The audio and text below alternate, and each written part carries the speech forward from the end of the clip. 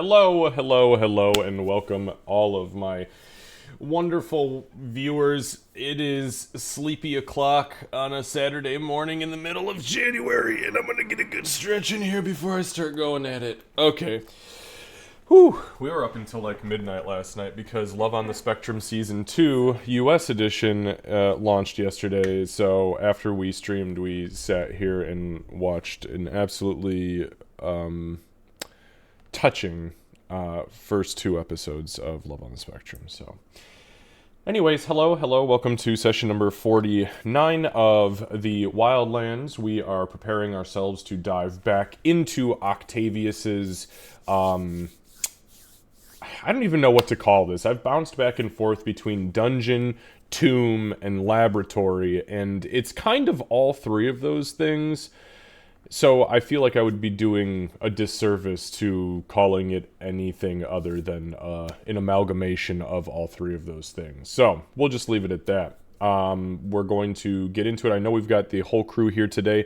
We're waiting on Came in the Sun, but he should be in shortly, and then we'll dive into it.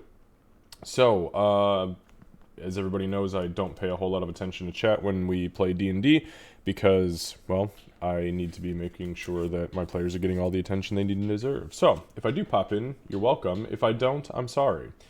You can pick which one of those happens to be the thing when it is the thing. Also, keep in mind, this afternoon, Nerdy Nuts and I are going to be streaming again. Nerdy Nuts beat Baldur's Gate 3 officially last night.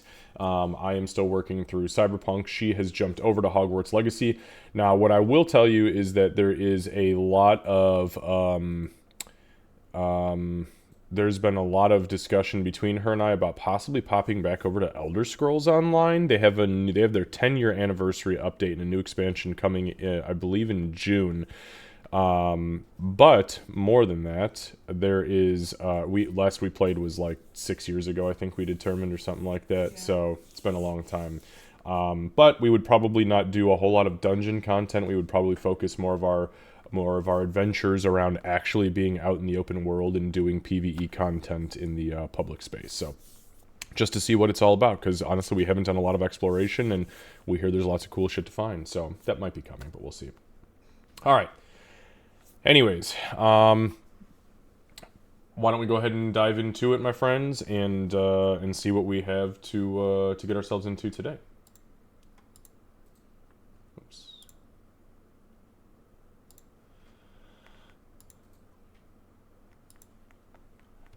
Alright, you guys. So, welcome to session number 49 of the Wildlands. Quick recap from last month, or from last session, which feels like a fucking month ago. January 2024, Part 1. Gartok decided to sit out the initial bit of the investigatory work, as in a moment of wisdom, which, by the way, I didn't realize how wise Gartok actually was. I was really impressed to see something that was not an 8 or a 9. He decided that someone should guard the portal that you all had just come through, just in case someone tried to enter the now exposed exterior portal. Very wise. As the group systematically began exploring the dungeon, they encountered multiple rooms littered with sarcophagi, a room with a magical fountain, a room with a mausoleum dedicated to dead animals, and the trapped spirit of a troll, a room with an eye in it, and a hidden room, and a bedroom. That's about as detailed as I can get the details, because you guys didn't really do shit in any of those rooms. You just kind of walked in, looked around, and said, not today, and continued on. So, that's that. The only other note I have is that the campaign has officially moved to milestone leveling. I do this in my campaign. Let me back that up. If I intend my campaign to move into what I would consider the higher epic tiers, which would be like level, 15 to 20, I will make a shift based on where we're at in the campaign to milestone from normal XP leveling, because the XP bracketing changes so dramatically in that last chunk of the epic tier that it's almost impossible to keep up with and progress a story that's power level is going to run rampant you know, within the next couple of months. So, with that being said, we are officially in Milestone XP. There were no major milestones that that procced a level up last session, so you guys are all currently stagnant at your level, I believe, 13 and 12s respectively. So, that's that. Do I have any questions, comments, or clarifications before we dive into it and get the music going? I have a singular clarification. Okay. And that is mostly because I want to show this off because I got it specifically for this campaign. I would like to clarify that my doppelganger did it. Oh my fucking god. I didn't tell him, Kat. I didn't tell him. That is so fucking gangster. You could go ahead and take an inspiration point for that. I will metagame the fuck out of an inspiration you told me point. last time we played, should I get this one or this one? Oh my god. And you know what? Your doppelganger did do it. All of the stupid bullshit that has happened to Sybil in this campaign, starting pre you emerging from the crone, my doppelganger did it. That wasn't me. I don't know who the fuck that was. It was a bad doppelganger. I would never have done anything like that. Oh shit, that is funny as hell. Thank you. Okay, so where was I? Oh yeah, today let's just do the time real quick. It is the 27th of Jury, just so you guys know. It is a Monday, and we're looking at about 8:30 p.m. You've been down here for a while, in between the exploratory work on the exterior of the pyramid, the uncovering of the portal, and then the entry and systematic investigatory work down 3 levels in this tomb. It's kind of become a long time. Now, you're not tired by any means. I mean, you might be a little in need of a rest here pretty soon, but at this point, you guys are still doing all right. So no worries about exhaustion or anything like that. Okay. So, let me go ahead and get some tunes going here. Who is it? Oh, Brian, he's got it for you. Oh.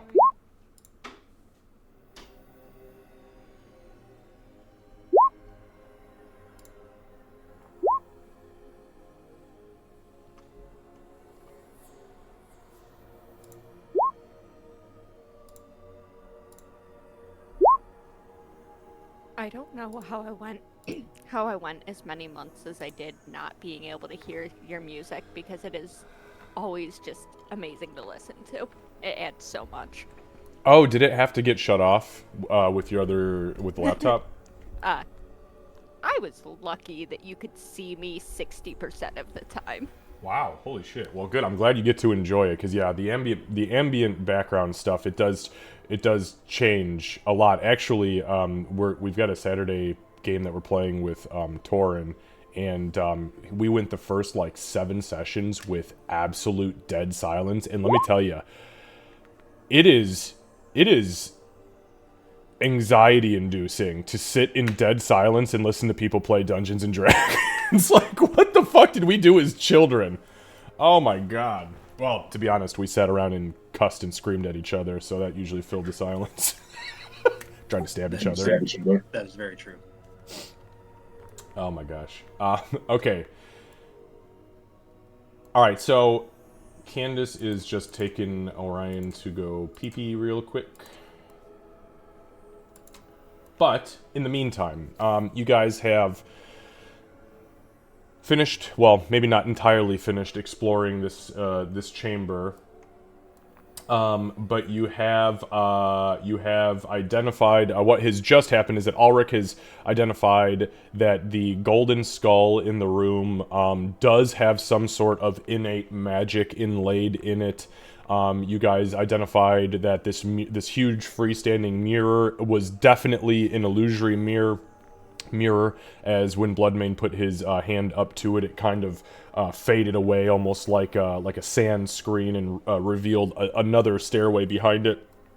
It was really all there was to this room. Very fancy, and then obviously there was that absolutely adorable picture of a gnomish man with a little blue wormling on his shoulder, and just in case, Lucy, you hadn't seen it, that is the picture that is in the room right now hanging on the wall. Cute. That is adorable. I love that. Honestly, it's almost too cute for its own good. Okay, so what would you guys like to do? We've just determined. I think, if I'm not mistaken, what has literally just happened is that Ulrich was telling you guys, "Hey, there's some script written on the skull. I don't know entirely what it does, but it's definitely magical." And you guys have determined that there is a stairway behind the mirror. So, I turn it over to you. And I'm currently keeping guard in the hallway, staring out into the darkness. It's not darkness. There's a blue torch that's lighting the hallway. Yep. Forgot about that. I just remembered being blind. Before we step through this obvious portal, I really would like to go back and free that prisoner. Because if we can't come back... I don't know if it's necessarily a portal. I just think it's masking a stairwell. I think it's an illusion, mostly. But I do also agree with possibly going back and freeing the captured spirit of that troll. Ulrich, real quick, make an Arcana check for me. You had a good point there. Oh, I'm so good at these. It hurts my heart so much when our sorcerer doesn't have good Arcana. But, okay, so a 12. Yeah, so because you had succeeded earlier on at identifying kind of what this mirror was, you can confirm that as you're touching it and as you guys had put your hands through and kind of pulled them back, if it's a portal that's like one-sided, you typically, if you put your hand through, that's it. You're getting pulled through. There was no pull to it. It just kind of like dissipated. You can confirm it's just an illusion. It's not like an actual portal. The only thing portal about it is that it is literally an entryway to something else. So yeah, I'll convey all the fun that is, but still Roleplay. Yeah, I don't. God damn you guys. Maybe that, and maybe go checking on Gartok, make sure he's still guarding the door and he's okay. I just, if it's not a portal, it's stairs, fine, but what if we don't make it out of there? Oh no, I literally just, that's what I was saying. We should go back now before we get any further into it. Amick, I know you're hesitant about it, but number one, we've already released the worst possible thing we could have released. Don't say Already that. done. Done. Number two, There's always a bigger fish. it won't feel right. Because what if we get to the bottom of these stairs and fight this guy, or he gives us what we're looking for, and the only way out is an exit that we couldn't... I mean, then Gartok is stuck up there too. This is a lot of hypotheticals on hypotheticals on hypotheticals. Yeah, I don't agree with this course of action. Okay. So then what's your plan for getting him out? Because we can't leave somebody My chained plan, like that. we can indeed, and we should. Why? Because we don't know why he is there. So your We hypothetical act. is more accurate than my hypothetical? Yours is multiple levels. Mine is one. We don't know, and that's not a hypothetical, that is true. We don't know what will happen. If you want to bring this place down on our heads, that is on you. You know what we do know? We do know that he's hurting at the moment and he's suffering. Out of all the hypotheticals, we know that. We know someone is trapped. We know that we've been asked for help. We know that they are suffering right now. Everything else is a hypothetical. If you're yes, willing but to that's doom not. the fate of this world for one soul, that is your decision. I've made my will known, but I am but one of us. If you agree to do this thing, go and do it. I don't want any part of it. God damn.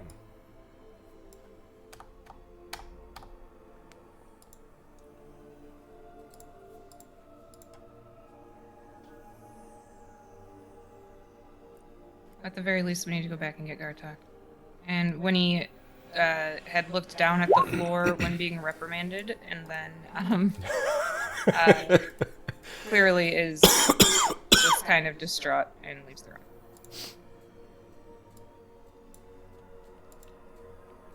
All right. The light's going with her. I'm definitely following her then.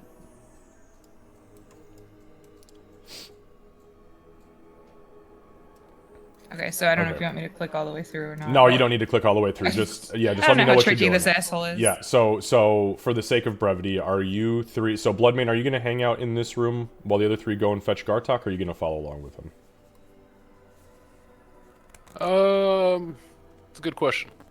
Okay, I can say for the time being, if you want me to just bring them upstairs, start having them do their thing, and if you want to just kind of make that call, or if you want to fuck Yeah. around down here, that I'm totally cool with it. All right, I kind of want to try to commune with my patron. Oh, okay, understood. All right, let me get back to you on that one. All right. How do I fix this pissed off girlfriend situation, patron? Yeah, something like that, only different. Hey, it's me again, you boy. I could use some relationship advice. Dr. Phil is his patron this whole time. Pretty sure the deep old one's advice is at least partially just drown All right, your I'm problems. dragging you guys. Thank you.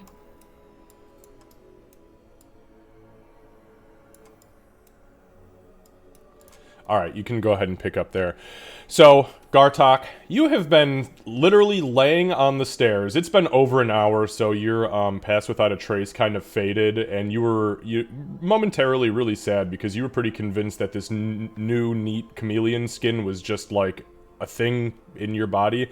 And as you felt the magic start to fade away, you felt the shadows kind of melt off of you like a rug being hit with a duster. You know, those big like paddles that they beat rugs out with. And as it shook loose, you were like, okay, well, it's just me and these stairs. So you just kind of hung out and stared at the portal. Nothing came through. You didn't sense anything. There was no issue. On occasion, the troll that you know was down in this room, because when the door was open, it was screaming for help and begging to be let go. But the other four members of the group shut it and pretty much were like, yeah, no, we're not doing that right now.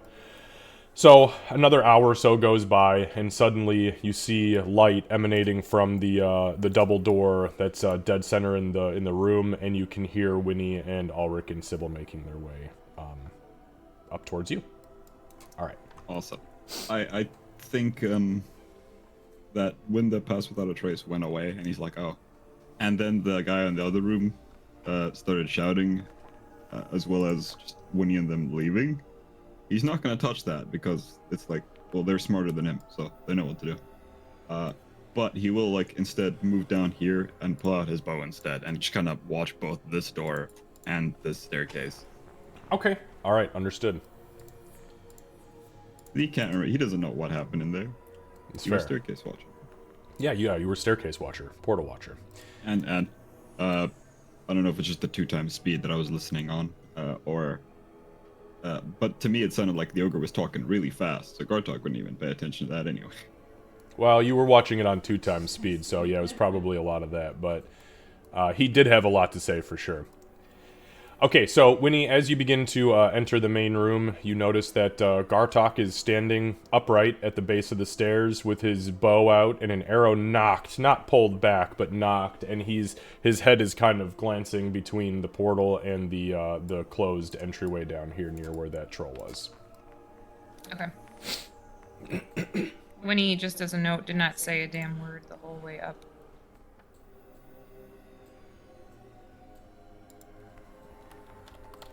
Winnie will go to the door, and she wants to listen at the closed door. See if she can hear anything coming out Okay, of it. give me a perception check. On a side note, while that happens, I think before I've discussed how Gartok kind of semi-changes color to his environment. He's still very obviously visible, but I think his like skin tone would turn more like grayish and blend into the walls. Okay. Slowly. Winnie, yeah. Winnie, with a 12, you don't hear anything. It's quiet on the other side. There's nothing physically moving around, no chains rattling, no weeping spirit troll. The fuck was that?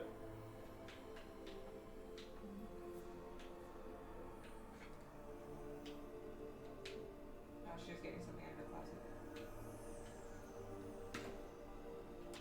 closet. So she'll look back at the group.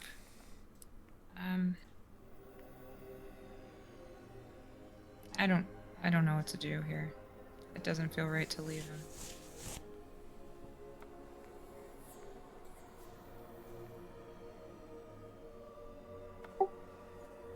I agree.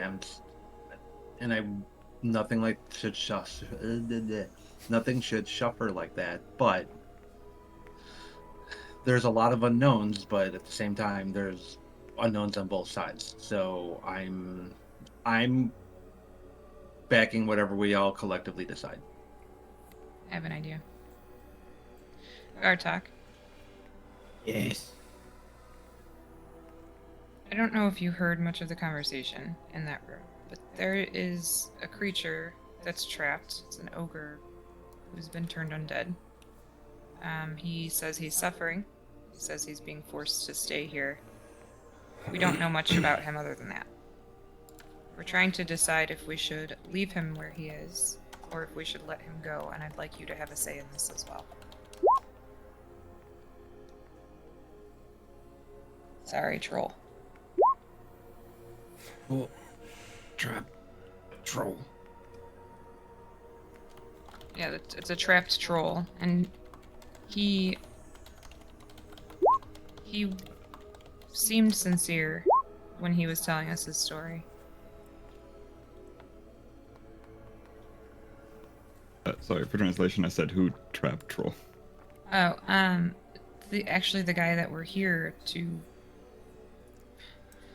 Some of us believe we'll meet with him, and some of us believe we'll be fighting him. Little column A, maybe. But the one who has the next crystal that we need.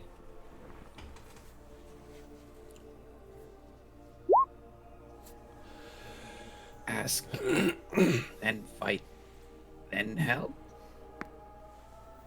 The problem is, we found a staircase downstairs and we don't know where it's going to lead to, so the opportunity to free him may disappear once we go down those stairs. But can magic back?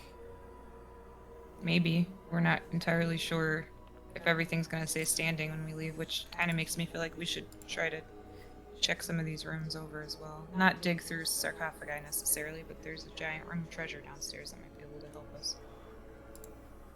And Could open. also piss off whoever we end up going and actually finding. Well, we can't work off of hypotheticals.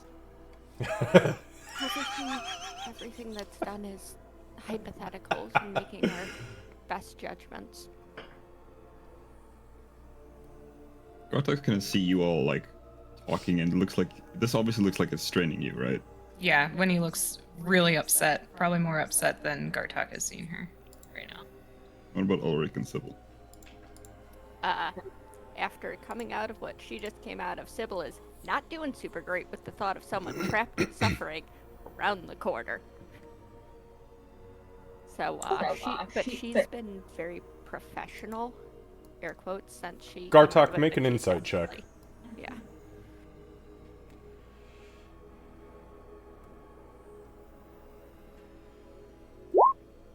You are picking up on every fucking subtlety that exists in these folks, so I'm not going to cut anybody else off. You can all go ahead and do your thing. Ulrich is definitely is worried, but more reserved about it. He's more not 100% set on doing one thing or the other, but he is still very torn. And then I think in that case, Gartok will kind of walk in between, I guess, Sybil and Winnie. Tap them both on the forehead. It kind of hurts a little bit.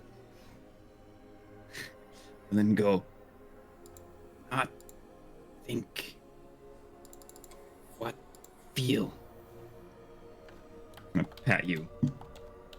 Chest, I guess. I feel like I wouldn't be able to live with myself if I left him. And don't leave. Hunter, trust instincts, not thinking.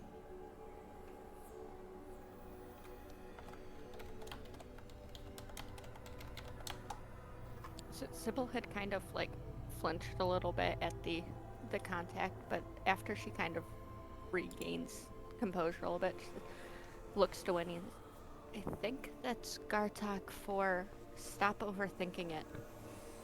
He'll shake his head. Yeah, the problem is that none of us are thinking just for ourselves right now. That's the struggle. And last time we thought for ourselves, we unleashed something awful. You fix. If this, We're trying. if it was containing a second world breaker, I'm fairly certain this place would be better protected. It's a risk either way, because either we go down the stairs and we risk not being able to come back and save him with the potentiality of being able to find this place again.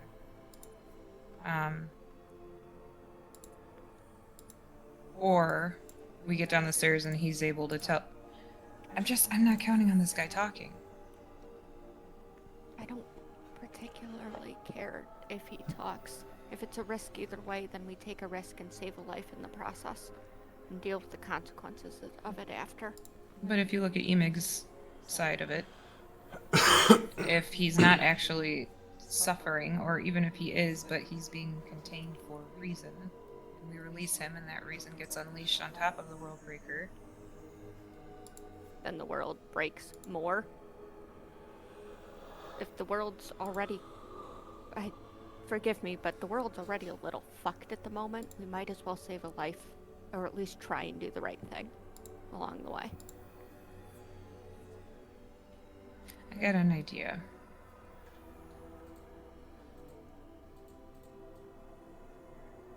Winnie's gonna go to the door, and she's actually gonna reach into the pouch with the spores. She's gonna use some spores and then open the door to see what she sees surrounding this guy. Oh boy. Okay.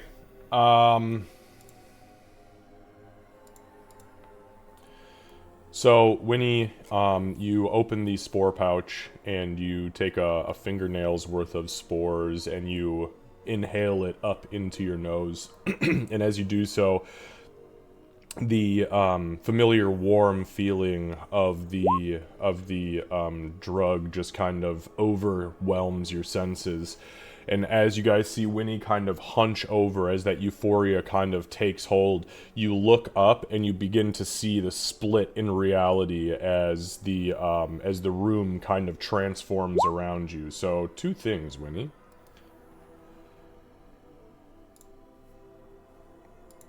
First and foremost, the troll looks up at you, and as the cage, the physical form of the cage vanishes in you piercing, well, semi-piercing the veil, because you're not actually piercing the veil at this point. You are opening your awareness to the spirit world. The metallic portion of the bars that are holding this spectral troll in, kind of vanish, and you see a spectral version of them. You can easily surmise that what you've learned about these, that is in place to hold an ethereal being from being able to actually escape something that was physical on the material plane. The troll appears exactly as it did before, and as it kind of looks over to you, you can hear it almost immediately. You've come back for me. You've come back for me. Hold on, Lucy. As that's happening, let me get my descriptive out. As that's happening, you see a secondary spectral creature.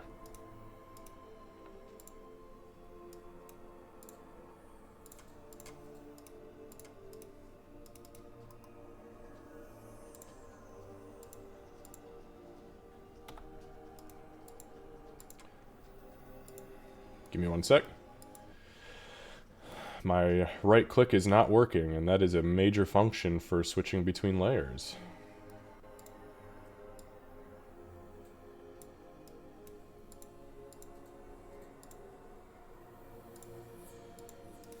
There we go.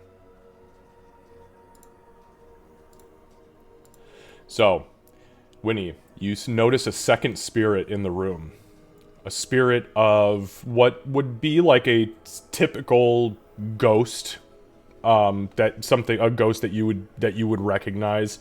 Its body is kind of holding this spirit of air and necrotic energy as it kind of wisps up and down. It doesn't take like a full form like a ghost you would actually see, materialize in front of you, like from the ethereal plane to the physical, but you can definitely tell it is a ghostly spirit. It doesn't seem aggressive. There's no red worked into it. It's very dark black and kind of bubbly, mixed with this light airiness that kind of keeps it swirling. And it just stands there. It doesn't move. It doesn't do anything. Does it look like it noticed me? Like, does it look over toward me or anything? I just said it doesn't have a physical form. It's just two motes. Oh, Remember, okay. you didn't pierce the veil. You just used the shrooms, so you're just seeing motes of energy. Gotcha. The only thing that does still maintain its composure is the spectral troll because it has manifested on this plane. So. Got it. Okay. So Winnie will, like, kind of just acknowledge the troll and then turn to the group. There's something else in there. I suspect it's what is keeping the troll contained. I'm not positive. It doesn't seem like it's evil, though.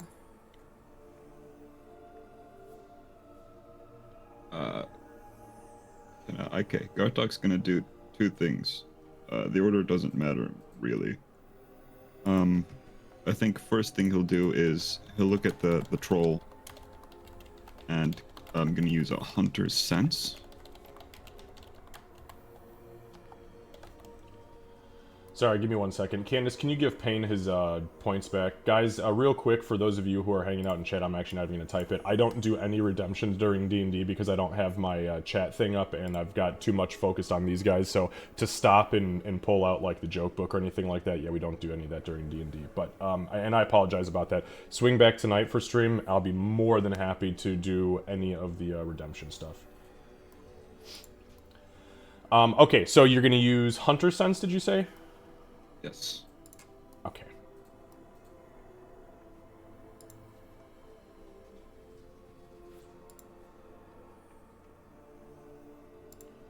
Give me one moment to pull up my sheet.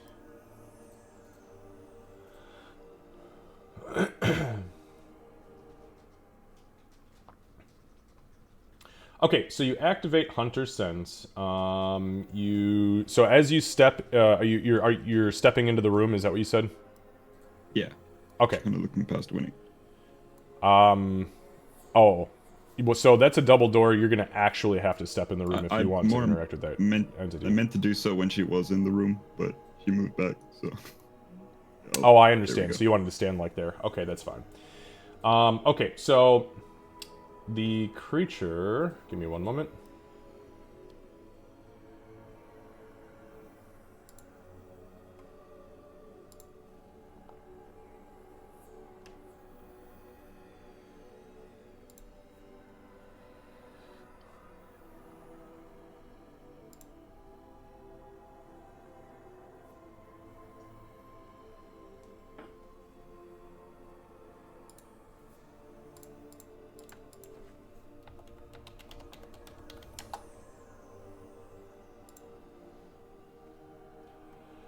Okay, so as far as resistances, let's see. So it's what? Resistances, vulnerabilities, and immunities, I believe. Immunities, resistances, vulnerabilities, and what they are if they're not hidden by divination magic. So this creature is not hidden by divination magic, and you identify it as the spirit of a troll. Literally, is what it is.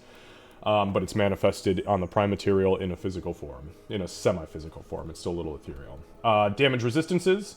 It is resistant to acid, cold, and fire. Full stop. It is also resistant to bludgeoning, piercing, and slashing from non-magical attacks. It is immune to being exhausted, grappled, paralyzed, petrified, prone, restrained, and knocked unconscious. It has no vulnerabilities. Okay. Then the second thing I wanted to do is... Also, that's a really fucking powerful ability. I love it. Yes. The second thing I want to do is use Primeval Awareness, using a first level spell slot. Okie dokie. So you activate the Primeval Awareness, and... burn a first level spell slot. So you absolutely detect... undead.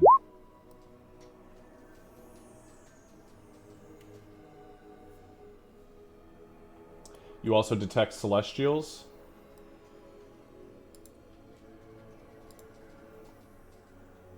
And give me one moment. Oops. Yep. Undead and celestials. That is all you detect within 1 mile.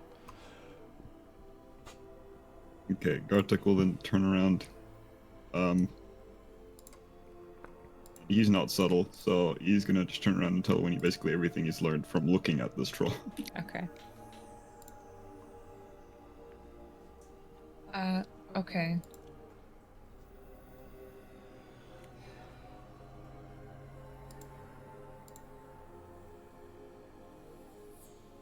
Ulrich, what do you think? I don't want to spend too much time up here, and I don't necessarily want to do this without Emig on board. But I don't know that he's going to get on board. He's not going to get on board unless he knows for sure what will happen, because we've half-assed it in the past and have had issues. My thought is that running theory, if this dude is, and I believe we were told he is, if he is a necromancer, necromancers can have a tendency to enslave spirits to do their, or spirits of things or undead to do what they want them to do. If I remember correctly from this guy's story, he did something he didn't want him to do, so he imprisoned him. If we are to believe his story. Seemed believable. I didn't do anything wrong. Have the... I guess, do either of you have the magics that can tell... I didn't do anything wrong. I didn't do anything wrong. I just wanted to leave and little master didn't let me. He didn't want me out in the world. That's more what I meant. He did something he didn't want him to do. Not that you did anything wrong. My apologies. Please break the chains. I swear I'll tell you anything. I'll tell you anything you want to know.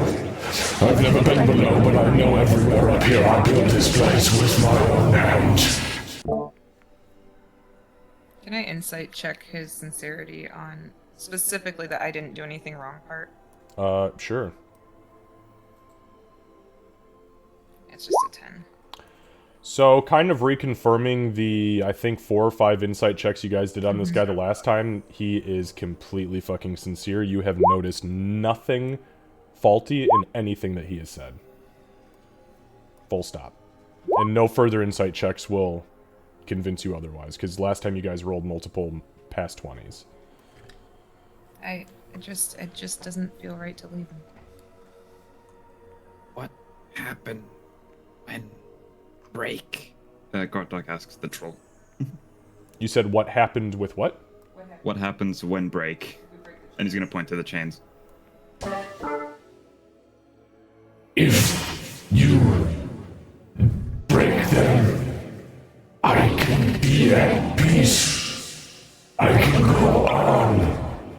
and he points up. Gortok will look up and then look back down. Anything bad happen if break? Little Master might be angry, but have not seen him in many weeks. I fear for him. Yeah, Gortok's gonna turn to Winnie. Shrug. The indifference. Fuck him. There is one other thing. What Lucy. happens if he's still here when the armies, the undead come? Yeah. I would rather there not be another to add to their ranks. The dead already come. Little Master, show me. From above, the World Breaker, smash pyramid, cult, kill survivors, dead, claim their bounty, but we hide, never see, never know, because Little Master, very strong wizard, very strong. What do the chains look like with the with me having the spores in my system? Just like the bars. It is like a spectral version of them. You can see little motes of what you would recognize as a spellcaster as the weave, kind of like spiraling down. Just little teeny tiny motes. But that's, when you create an enchantment that becomes permanent or a magic item, that's what you would see. Okay. So it is a magical cage through and through. Okay. Winnie's gonna step into the room again, past Gartok, and step, like, here. And she's gonna reach her hand, like, toward him. Okay. Like, kind of like, reaching out, like, gently to see what his reaction is. So he kind of puts his hand up on the cage, and as it touches the space between the bars, you see a kind of like a thin, wispy blue sheet of energy kind of materialize, and his hand stops. But you kind of hear like a... Okay.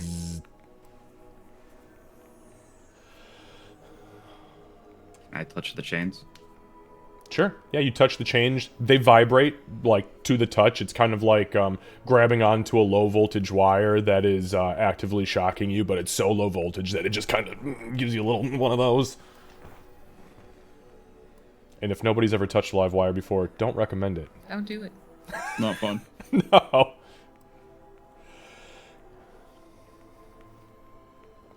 So if we get rid of these chains, it's not going to release you. It's going to release your spirit.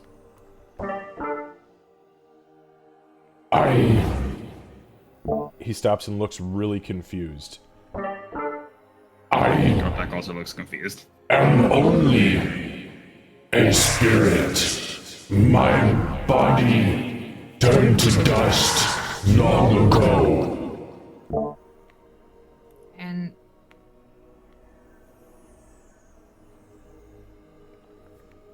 Ulrich, Sybil, I'll take responsibility, but That's all Gortok needed to hear. He starts swinging. So as you swing, there's like this ching, ching, and it is unmoving, and you hear the troll. He kind of winces with the bangs. No! Stop it! You break your sword! Is there a... Sybil's not in the room at the moment. She can't be at the moment, easily. Is there a lock or... is there a... Come in, lock join or the fun. something? Parting the seas of people. Sorry, what was the question, Sybil? Is there a lock or something I can rogue about these chains? No, and Ulrich already succeeded the last time at determining exactly how this has to go. yeah. It's a fourth level Oh, dispel. yep. Right? Okay. Was it fourth level? It is a 5th level dispel. Now, Ulrich, before we just, is that going to be a detriment if we end up fighting this guy for the first? I mean, how much of a detriment? Obviously, not having a spell is a detriment, but how badly is it going to affect us? I will have the ability to still cast another 5th level spell. I had to use my most powerful spell to get us here, so there's that. And then I'll be able to massively heal one person once, but that's. And then I've got a smattering of lowers other than the sending I had to cast earlier. So Okay. When you are freed, you will be released and able to go. And she kind of gestures up. Will you tell us about this floor first? Of course. I promised you, and cannot break promise. Little master, teach me that promise means everything. There are just more pros than cons, at least at this point. But I only know this floor that I build. When little masters start to go down, I too big in the flesh. Understood.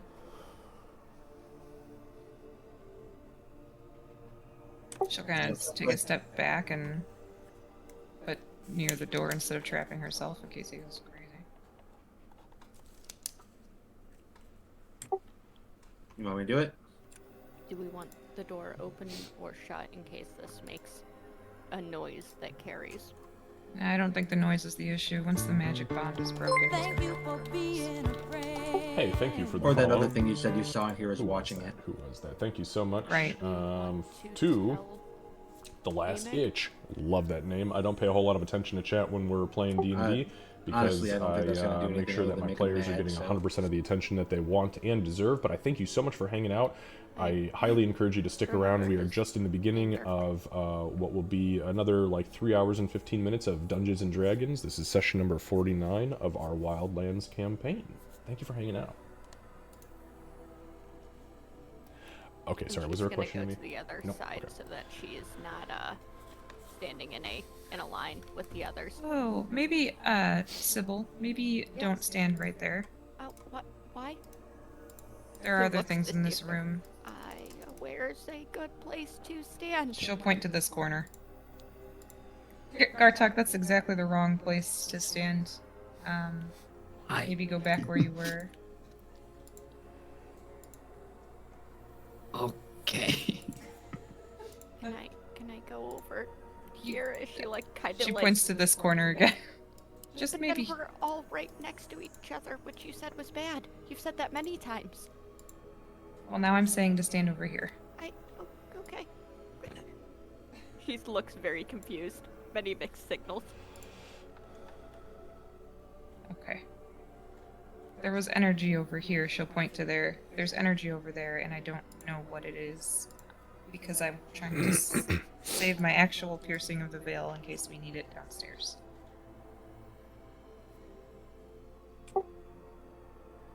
So do it. Yeah. I will cast a 5th level dispel on the cage. All right, so as Ulrich steps up to the cage, he begins an incantation, and as he reaches his hand forward, Ulrich, what did you selected as your focus? Was it a staff that you picked up, or was it a wand or a scepter?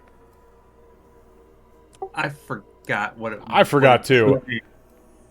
Arcane focus. I didn't write down what it was, so we'll say it's a wand. Okay, it's a wand. So you hold out this wand. It's got a small gem encrusted on the bottom, and as you finish the incantation, you add a couple extra somatic components with an additional verbal, and as you thrust the point of the wand forward, you touch the frontmost chain, and there is this absolute explosion of arcane magic in the front chain, then the rear chain, and as it begins to rocket around the cage, there are these bursts of energy as you hear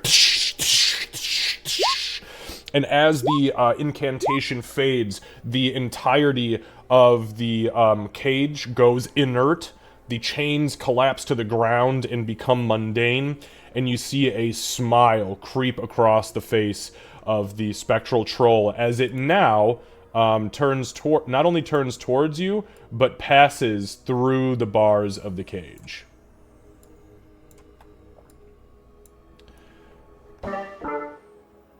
Thank you. Thank you so much, little ones, for freeing me. I wish I could still smell what freedom smelled like, but I am dead. I need to go on now, but I promised you information. What do you need to know about this place?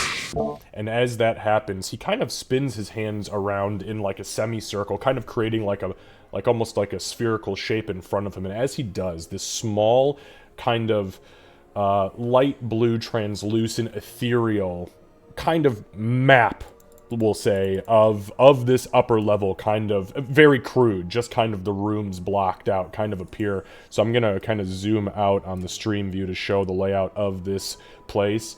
And he says, you tell me what you need to know, and I tell you what I know. and he kind of stands expectingly. First of all, Kevin, I'd like you to know that my heart rate skyrocketed to 90 when he smiled, because I was like, fuck. You guys just never fucking trust me when I we play. don't trust ourselves. We don't trust our fucking selves. Also, we don't trust you. Well, Kat's right, but at the same time, I was like, I'll be optimistic this once. It's a happy smile. Oh god, that's not what I. Okay, well, for one thing, who are in the sarcophagi? We tried carefully not to disturb anything, but at the same time, I know sometimes it's empty, sometimes it's stuff. So There are many sarcophagi.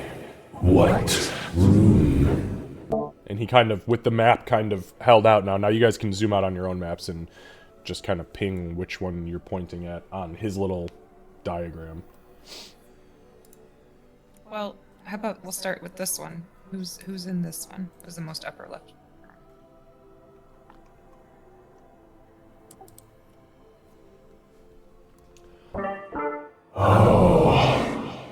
That is the Little Master's sanctuary room. That is where his first ever bodyguard is entombed. When he became too old, Little Master performed a ritual on him to put him to rest. And now he is called the Death Knight. Nobody touched that one. Do not disturb that room, Little Master. He put magic seals on the latches of the tomb. And unless you know how to undo them, they will blow up. Okay. We won't touch that. Are all of them set up that way? All of the latches are? Or just that one? On the Century sarcophagi, yes. 4 latches, 4 sigils. Okay, yeah, we won't touch that. What about in this room?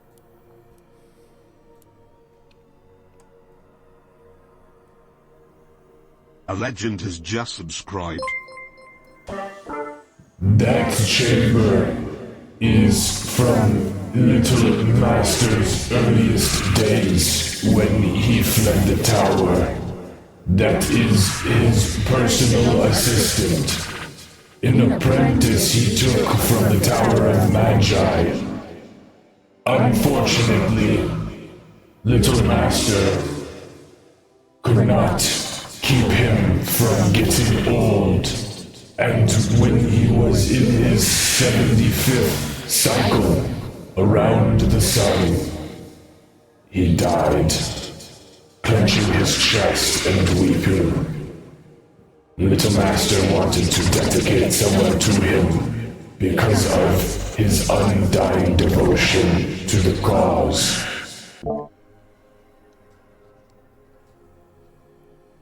Okay. Hey, thank you very much for who was that? Who just? Oh, thank you, Last Ditch. I very much appreciate you, and thank you for popping in. What's the deal with the fountain? There's a water fountain. It's clearly magically creating water. Is that just for water source for him, or does it serve another purpose?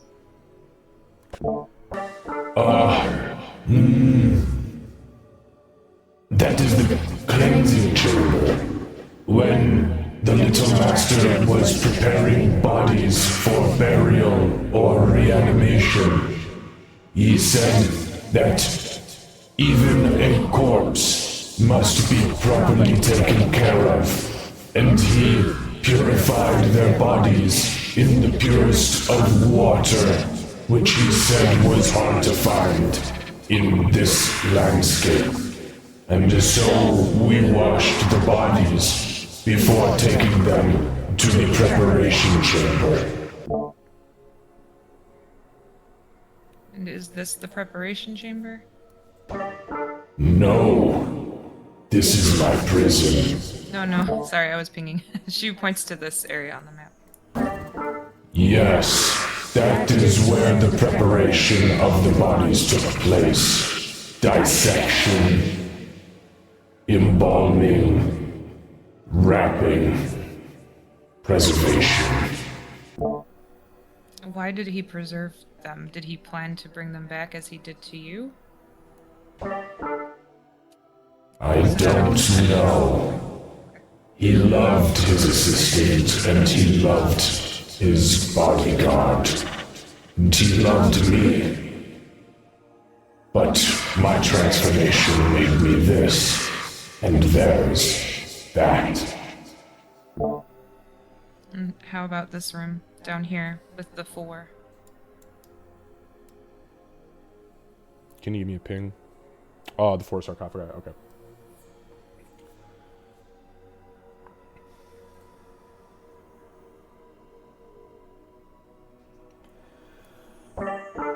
Those are the personal bodyguards of the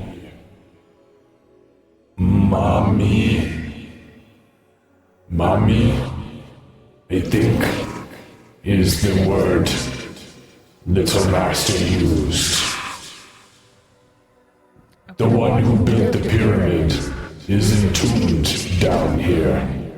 Little Master found his sarcophagi and brought it here so that the dead, when they reclaimed the corpses of the pyramid, would not find him. He said it would be too powerful of an asset to lose to the hordes of the dead, those who defile the land and do not preserve it through necromancy. Those are his personal bodyguard. Do not disturb them. It would be a great disrespect. We did take care not to disturb any of the sarcophagi. This one seems pretty obvious, but down in the corner here, just to confirm. That is the resting place of the one who built the pyramid. Go tactic. Okay. Understood.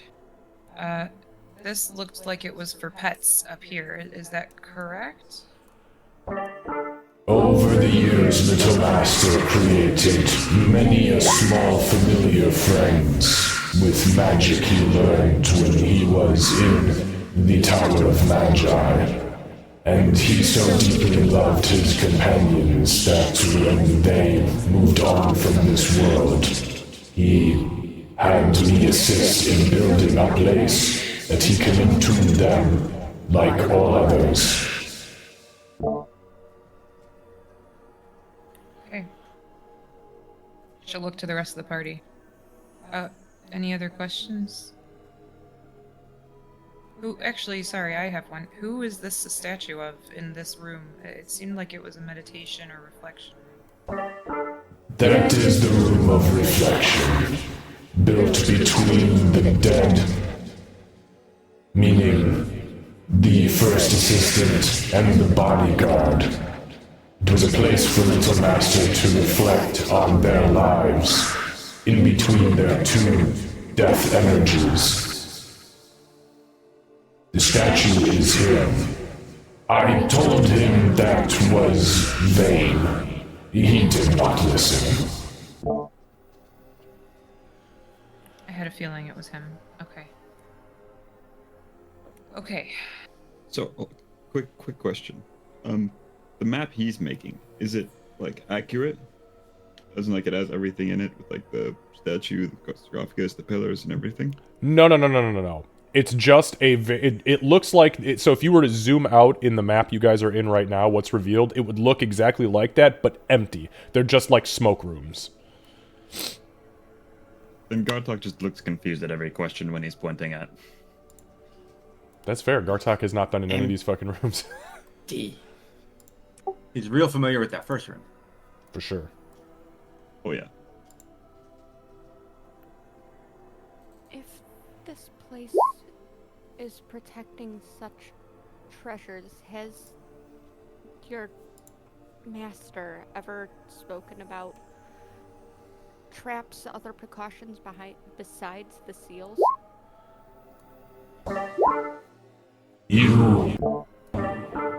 You mean in the room of the dead century? Or really anywhere. We don't want to disturb anything, but we also don't want to step wrong and have things go catastrophically wrong. Little Master is no trap maker, though he is like most gnomes. He is far past that point in his life cycle. We did not build traps on this floor.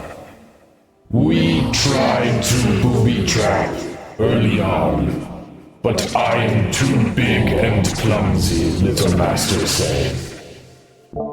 Winnie nods like she can relate.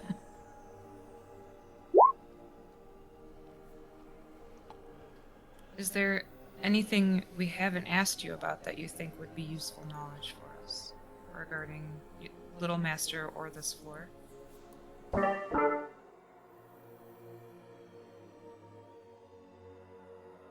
No. She'll reach her hands up again, like this. So as you do that, he kind of reaches one of his big blue spectrally mitts out, and he kind of places it on top of your hand.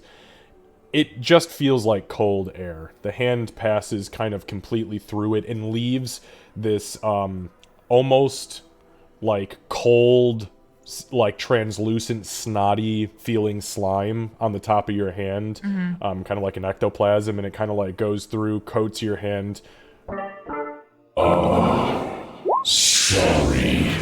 It's okay, I knew what I was doing. Thanks, I hate it. I just wanted to say thank you for helping us. And I'm sorry it took us so long to come back here, but we had a lot to consider. See? I told you the truth. I go now. Please. He kind of is pointing up at the ceiling, and as he does so, he kind of begins to rise slowly up and off the ground, and his head kind of hits the ceiling and just begins to vanish. And as it does so, it creates this kind of puddle on the top of the ceiling of this translucent, snotty-looking ectoplasm, and it drips ever so slightly. And as he is kind of moving through the last of the last of the motions, you hear kind of echoing down through the room. Come, mother. We're free now. And materializing in the room, kind of through the wall, Winnie, where you had seen the motes of energy, you see a figure of another troll, but much, much, much smaller, like medium-sized troll, which is really strange considering this thing was a large beast. But this ghost, literally a ghost, materializes, kind of looks around, doesn't say anything, but slowly floats up towards that same ectoplasm and kind of vanishes through the ceiling. As Winnie looks down from the ceiling, she's, you guys will catch her, like, wiping tears from her eyes, because it's the first time she feels like she's lived up to her grandfather's expectations, so. She takes a deep breath and looks around at the rest of the group.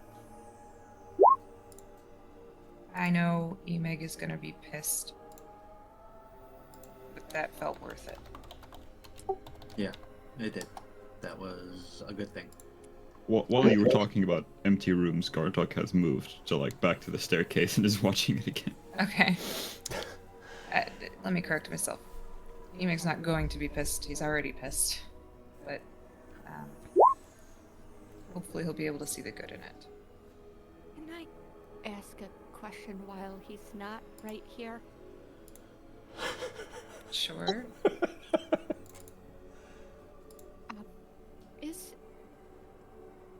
I don't have a delicate way to put this. Is he as volatile as he seemed? He's not. He's cautious. He doesn't want to... He carries the weight of what we've done just the same as the rest of us do. And often we look to him for answers. And when he doesn't know the answer is when you see the, she'll use air quotes, volatile side. He's not one to go with gut decisions. It's more frustration than volatile. It's just he doesn't... Yeah. I was shown very vivid imagery of rending teeth and blood. Oh yeah, he bit the shit out of me, and she'll show you the scar. Just kind of considers that for a second and then just nods. He also slashed me with the possessed weapon, and she shows the scar on this side. It's nasty. It looks like a halberd, like a fucking city wall defender's halberd had just completely eviscerated the shit out of her. And then there's a bunch of teeth marks that are pretty obviously like a shark bite. They're, you know, big 1.5-inch fucking razor blades. But you know what? I would still follow him. Because he's proven himself. I will follow him. Kind and smart. I will follow him wherever he may go. And tactical and wise, more often than... This was early. This was very early on. And without a second thought, he abandoned the weapon. I understand he views it as a gift. I understand the strength that he's shown. I was watching and didn't all make sense. But I think I'm starting to understand a little more. And the more time you spend with him. Slight descriptive detail, whereas, you know, the Sybil that was Sybil 2.0 might have been showing a little more, like, fear about this. This one just kind of seems to be accepting it a little bit and just kind of filing it away. Still very outwardly professional. Well, let's go back. Let's go back down and meet with Emig and let him know. I will let him know the decision that I made, and I will deal with that. We made it together. I think that's probably the more important part. Whatever decisions we make, we should make them together.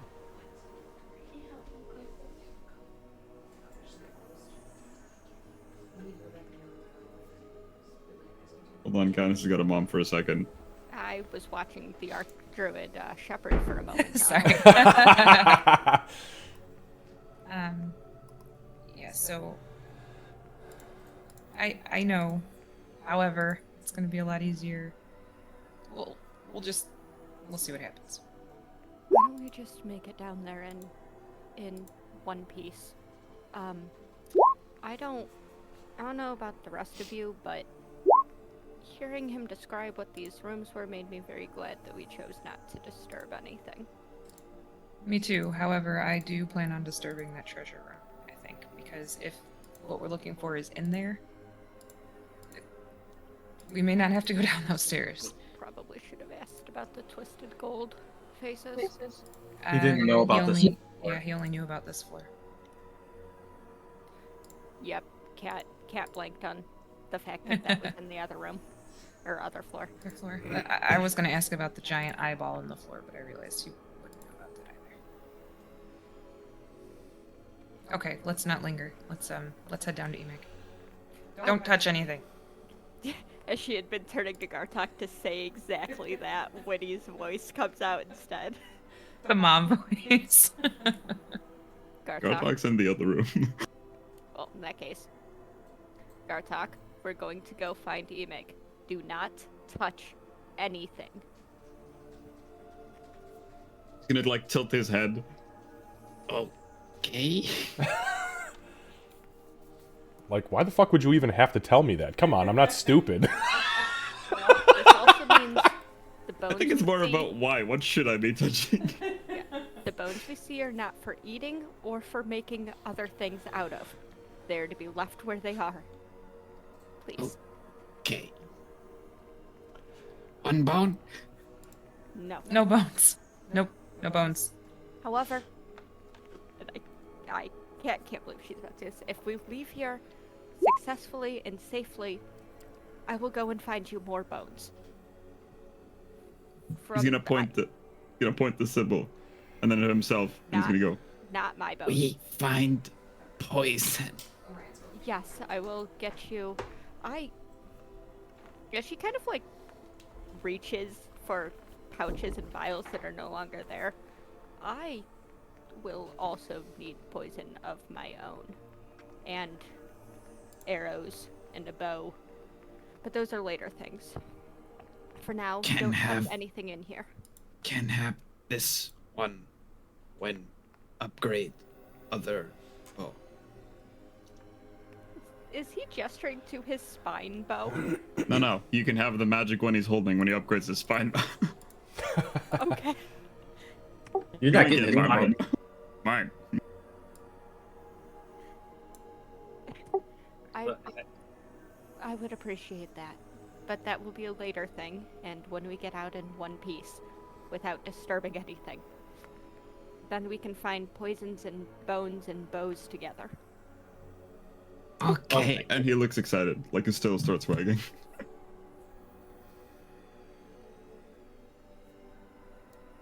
All right, so you guys begin to make your way down the hallways that you are familiar with, Gartok. Now you start to see the layout of these rooms, and you're starting to see them fully fleshed out. Honestly, probably only, I'm assuming you guys come down the eastern hallway into the preparation chamber, through the two, the set of 4 sarcophagi, and then the big golden sarcophagi, and then down the stairs. So, while that's happening... Give me a second, I hear a screaming baby, so... Give me a second, let me just make sure that she doesn't need any help with this.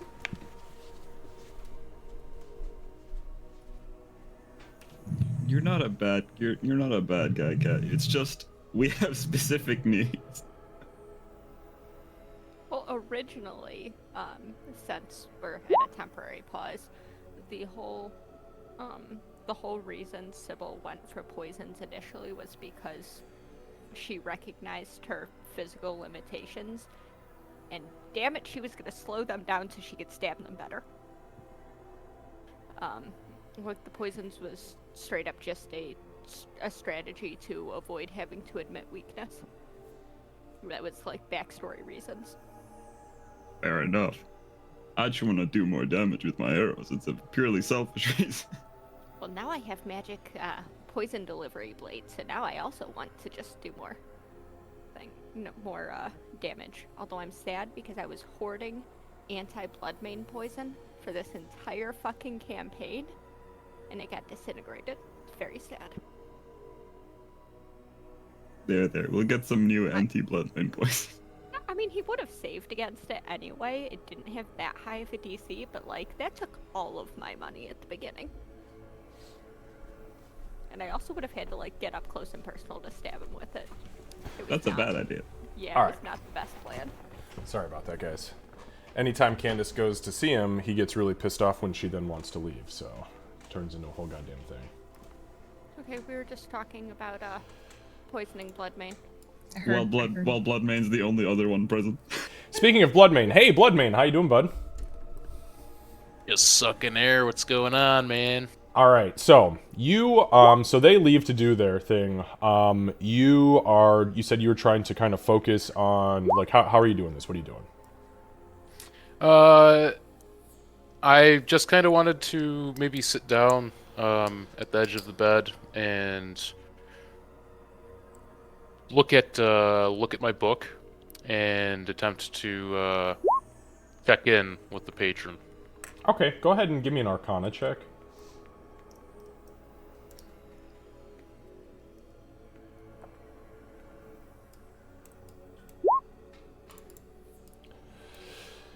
Okay, so as you open the book, you immediately get that scent of seawater that kind of wafts up and out of it, like actively, like a light, very light breeze. And while that brings you comfort, you don't feel any direct connection to your patron.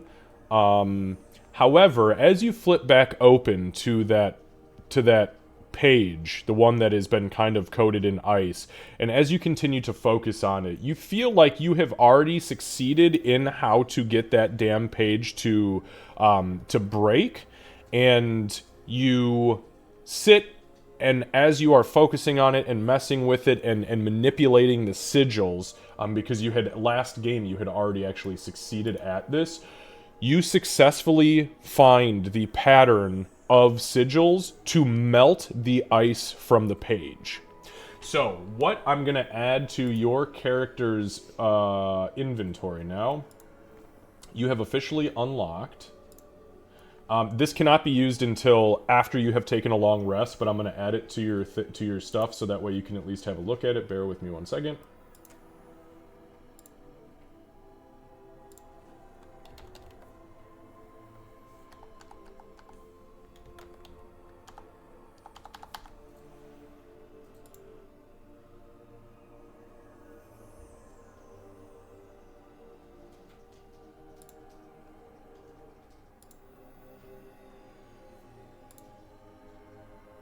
Maybe if I was looking at the right character. I'm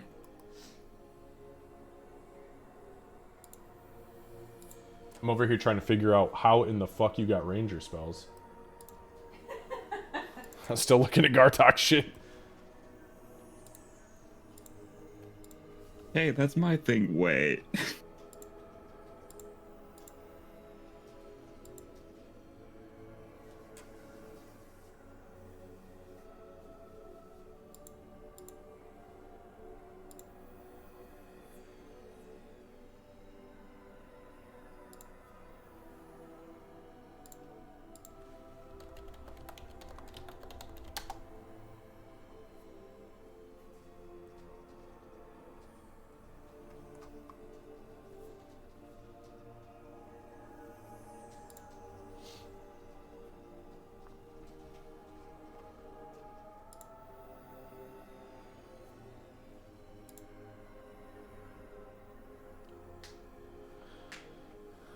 Okay, so this is a semi-homebrew thing. Sorry, I had to go through a lot of ropes here to figure this thing out. I have to do something special to your inventory because you can't add spells. It won't let you add spells past what your max is, and this is a free spell I'm giving you, so I'm gonna have to add it in the form of an item. So I will do that. However, this is what you are receiving. You are receiving, as the page melts, you see the incantation for a new homebrew spell appear, and that is Contact Patron. So everything you see here is what you get. You can now contact your patron at your whim to actually get, like, direct questions to said patron for actual answers, instead of risking failure with just reaching out and getting a feeling or an opinion. So, this is, yeah, I found somebody who utilized a version of this on Instagram, and I didn't like 3 or 4 things they had added to it, so it's been manipulated, and here you are. That's pretty badass, dude. It's pretty fucking cool, yeah. So I will get this added as an actual thing. This just counts as a normal spell for you, though, at this point. It is just in addition to what you currently have, so after a long rest, you will be able to utilize it whenever you like. Sick. Alright, cool. Okay. So as you are discovering and tracing the runes, it's a little bit of time passes. To you, it seems like the blink of an eye, and as you get the last of the page melted and you start to see the runes, and you're like, holy shit, like, you can feel a little bit of adrenaline, like, excitement, like, whoa, I got a calling card. This is cool as shit, man. I don't have to, like, pull the skull out and do, like, this is fucking cool. You begin to hear voices kind of echoing in the distance, down the very, very quiet hallways. You guys, the rest of the group has come downstairs at this point and have begun to move through the second layer here. So what are you guys doing? So I guess Winnie's leading. So she'll go back the way that they came. Yeah, hold on. That's why I was just gonna say, stop Yeah. moving. So she'll go back the way that they came. Go check on Emig first. Make sure that nothing crazy happened while they were upstairs. Oops. Gartok's gonna almost touch the eyeball and then remember what Sybil told him and then not touch the eyeball. I feel like Sybil's been like watching Gartok the entire time and just like gives him just the look of like she doesn't quite have to like raise a finger, but it's the like, don't you do it. And when he's Don't doing do like it. a tour guide thing as they go, she's like, okay, here's the eyeball room. Next is the disgusting room filled with animal carcasses on the wall. When it comes to like the animal room, I think Gartok would like see the dragon and would both be horrified and impressed. More horrified than impressed. Everything else he'll just kind of admire because like he'd do something similar. Yeah, so Winnie will come down here and kind of peek in here to make sure that Emig is good. And seeing that he's like still there.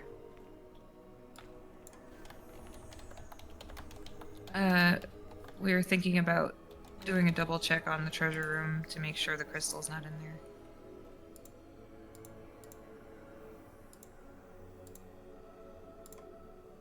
You can disregard that. I just wanted to make sure you knew, Kurt, that is just a handout just for you. That's all the shit for Contact Patron, and only you can see that. It'll be in your handouts.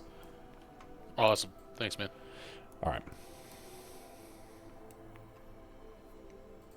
So as you peek in, Winnie, you can see him sitting on the bed. As you kind of like peek around the corner, his eyes are completely illuminated with this almost ocean blue light, and it's casting an actual light, almost like if you were like his eyes were small flashlights down onto this page, and his mouth is just kind of mumbling, and his finger is tracing something on the page, and you see a puddle of water, or like a small stream of water coming off of said page and dripping onto his pants and then down onto the ground underneath him. It does. He's not showing any signs of distress. Okay. No. So she'll kind of just back away when she realizes that he's in the middle of something.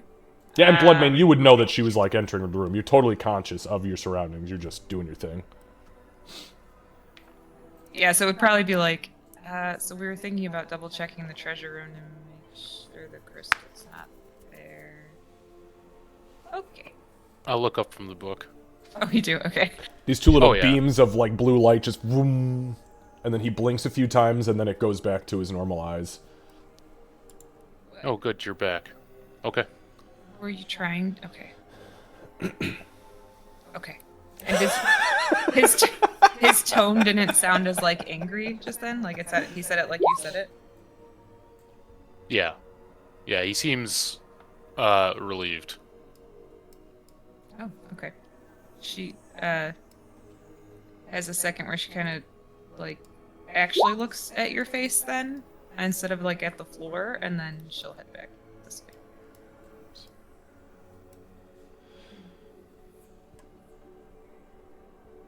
Okay, so When you guys go Bloodman back into pops the in. trophy room. When Yeah. Goldman pops in, Garduck's gonna wave at him. Gartok, good to have you back. Good to see. Winnie will take the bag of holding off of her belt again and hand it to Emig. I was thinking maybe I can change my shape so that way if something happens I've got a little buffer. And just maybe go in and take a look in here and see if the crystal's in here.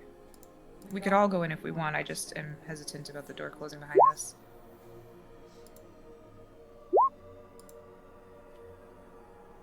I can certainly take that. I don't have any opinion really about how we should do this. Okay. Well, I'll step we in. could do Go it ahead. with the timing again, where if it shuts, we give it X amount of time and then reopen it just in case something else happens, Sure. just to be safe. Okay. So Winnie will go back into the trophy room just in her normal form for now. With the intention of if the door starts to close while she's in there, she's gonna shift. She's gonna shapeshift. Okay, And I'm gonna stay by the lever. sure. Yeah, I mean, you guys have already done this, and you guys have already confirmed that it's not going to close, so Yeah, the well, door we're opens and you step in. So what would you like to Got a lot do? of trust issues. I want to start looking, like, carefully looking through things. Primarily looking. Yeah, there it is. Primarily looking. Not any less terrifying the second time. So that's the statue that's in the room coated in gold. Okay, so you're just looking at things. Go ahead and give me... let's see here. Just give me an investigation check. Sorry in advance, guys. I mean... There's stuff in here. There's a lot of stuff. Most of the items in here are of little use. There's bolts of linen. There's tools of pretty much any variety you can imagine. There's bags of salt and spices. Most of the bags of salt are like half empty, so they've been used. There's sets of extra clothes made for what is very obviously a small individual. And there are a couple other items in here. One of them you can tell is it's a scroll. Like it's a scroll that's rolled up. There is also, you find a small coin purse that appears to be made of blue drake hide, and it's tooled on the edges with blue dragon scales, like small blue dragon scales. There's a gold brooch. So there's a gold brooch that is a gold shield brooch that is engraved with a coat of arms on it, and it's stylized with a shield with an upward trident, which is flanked on the left by a tower and a snowflake above it.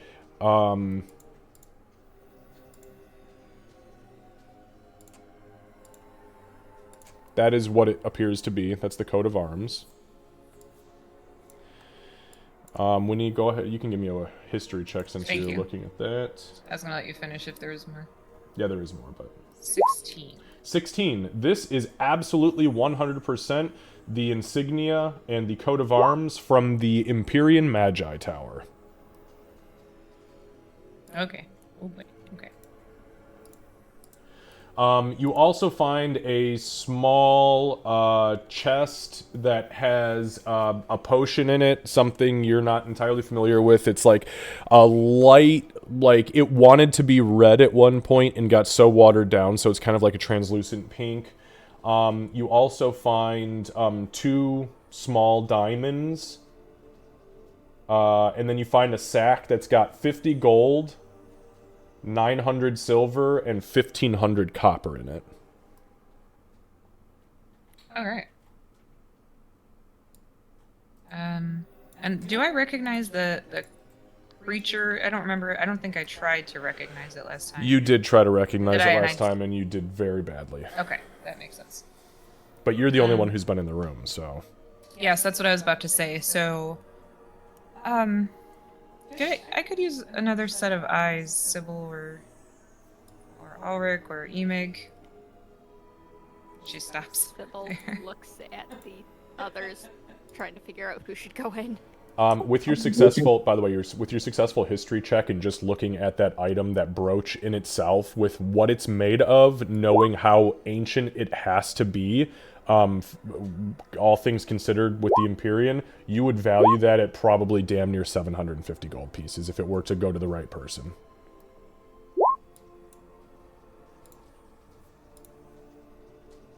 Ulrich will step on in too. All right. Yeah, remembering the way that the doors work, not terribly concerned, so Bloodmane will also go in. Okay. Okie dokie. I'll probably stay out by Gartok then if everyone else is going in.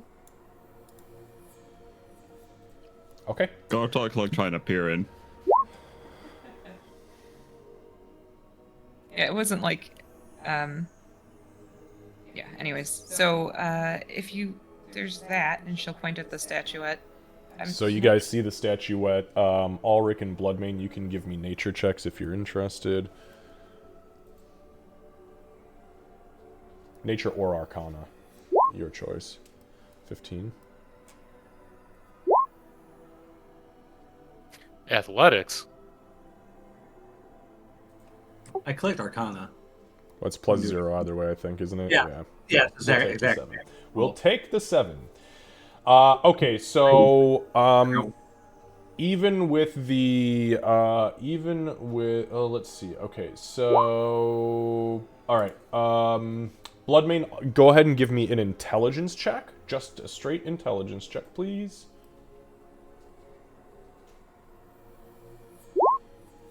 Okay. So you can definitely confirm that the it is a statuette of an imp. You know that imps are like one of the lowest forms of demons from the first layer of hell, Avernus, and they are swarming. They swarm like crows and they die like flies. They're crafty little fucks, but they are dangerous.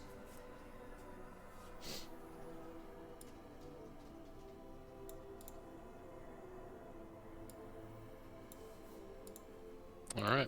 I mean, I'll share that info, I suppose. I will also hand the bag of holding back to Winnie.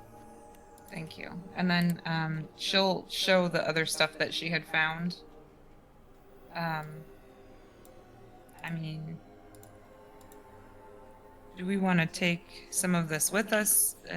I'm assuming, again, I don't think he's going to work with us if he's alive. He may not even be alive. We might be walking down to his tomb, who knows at this point. However, I know that all resources can help our cause right now, but I don't want to be the only one who wants to take things with us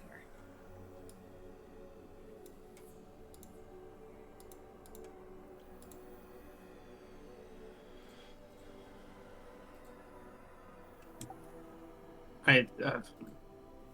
I just feel weird about it, and I don't even have a reason why. Like, it just something feels. This whole place just feels off to me.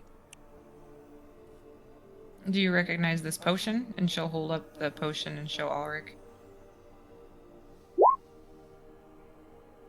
It looks like a glass vial with some stuff in it. Pink, yeah, it's like pink fluid. Yep, that's what it looks like. Yeah, it's not like anything I've seen. Granted, Okay. I've seen like healing potions, so I don't have a lot of vast, wide knowledge of potions. What about this? And she'll open the scroll. So you open the scroll. Go ahead and give me a history check, Ulrich, and you get to do it with advantage because of your many past lives. Not a good start. So you pop it open, and as you look at it, you're like, what the fuck? You can't even read it. It is so... The calligraphy is so fucking intense with the huge stylized loops and dots and crosses and like little images drawn on the inside of the loops that make, you know, the R's and the P's and the Q's. But as you're staring at it dumbfounded, Winnie takes a glance at it, and Winnie, you actually turn the whole scroll around and look at it, pulling it away from Ulrich. You immediately recognize this as it's a scroll of masterwork calligraphy written in Empyrean Common. You date it at easily 1,000 years old. And that it also puts its value, again, somewhere more than likely upwards of like 250 to 300 gold pieces to the right buyer. This is expert level masterwork calligraphy. Very, very rare. You've never seen anything like it before. Winnie, in some weird, sudden bout of knowledge, has like a little. She does like a little intake of breath. Wow, this and she'll hold up the brooch are old and worth a lot. And as you do that, by the way, you realize that at the bottom of the scroll with the masterwork calligraphy on it, there is an almost identical coat of arms that looks like it was pressed in with wax. That is the tower with the snowflake flanking the upward trident on the stylized shield.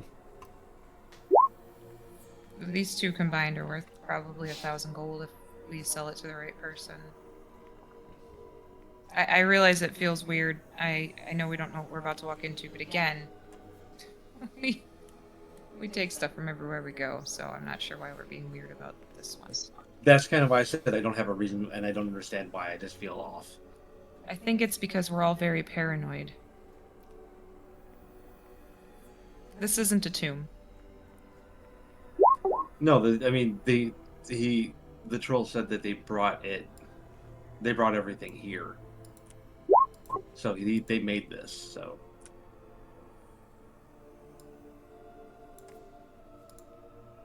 Okay, well, I'll be the asshole. And she just puts everything in the bag of holding. Okay.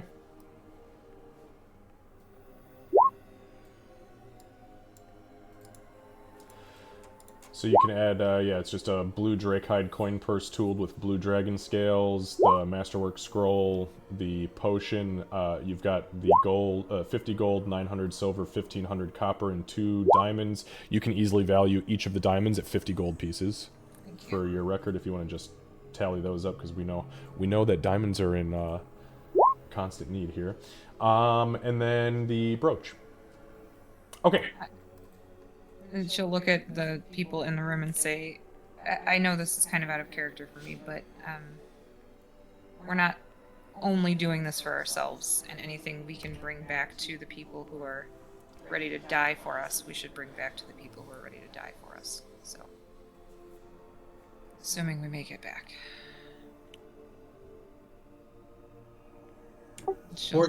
Force donations in the fight against the Worldbreaker. Got it. Okay, shall we carry on? She does look a little uncomfortable as she's putting the stuff in the bag, but she's doing it anyway. Yeah, let's move on. I'd like to break my promise to Sybil, and I want to touch the dragon. I want to examine the dragon. Okay, go ahead and make an investigation check. I won't touch it. I'll just look at it for now.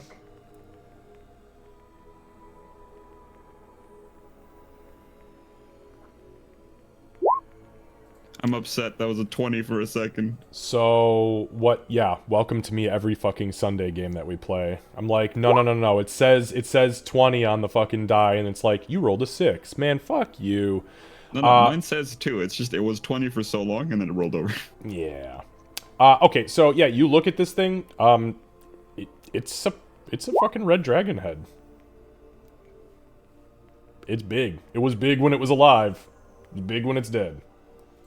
It's dusty. But besides that, yeah, as best as you can tell, this is no bullshit.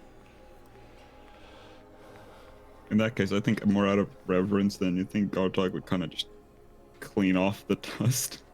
Okay, yeah, you very gently and gingerly clean the dust off, and it shines the scales up. It makes it look way better. Like, this was one of the random things in the room that was not really well taken care of. Like, even the doors were fucking oiled.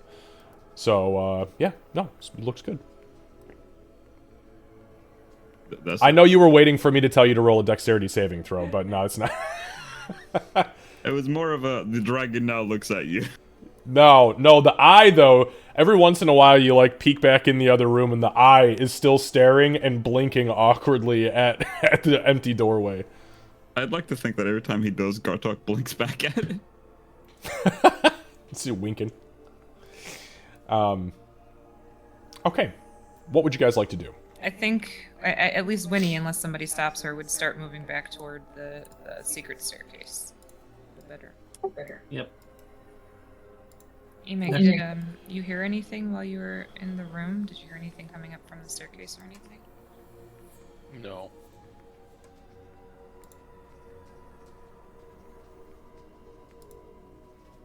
Okay.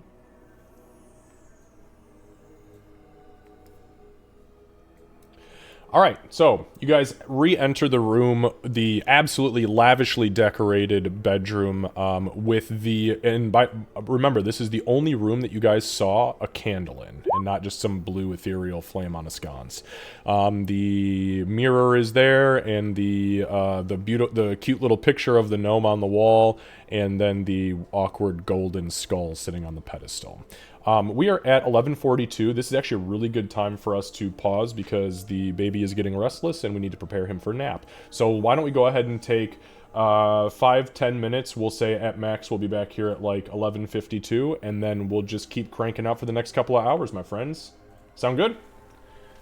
Good to me. All right, beautiful guys. We'll see you in just a few minutes. For everybody who's in stream right now, we're going to go ahead and take our break, and we will be back. Very shortly. God damn it. My mouse is all fucked up in this fucking... Nothing is working. I don't understand it. I have to keep refreshing my fucking screen. It's like every time I step away from the... every time I step away from the damn thing. It's really, really strange. I wonder if it's because you have a key bound on it. It doesn't make any sense the last time I did as well. Alright. Either way, we're gonna say me. Alright, guys. We will be right back. Well, I should probably lower that a little bit. There we go. Alright, guys. We'll see you soon.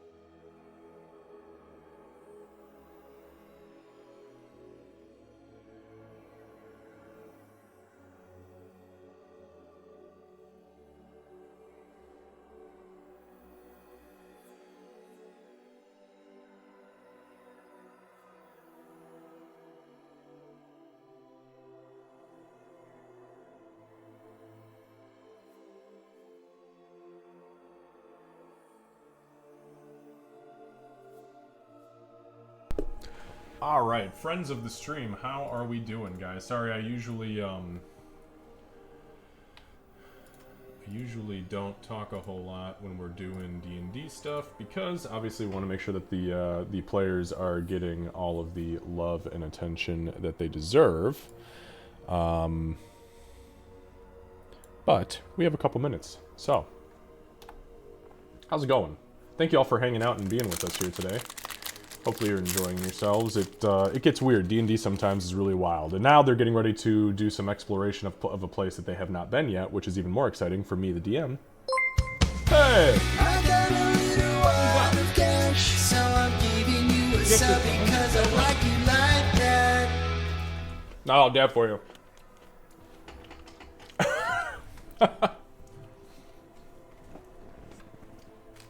Thank you so much. Thank you so much, Tech. We appreciate you, buddy. I already gave you a shout out, but I'll give you one more.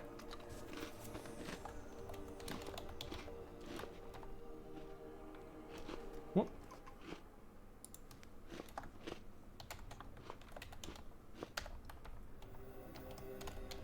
There we go.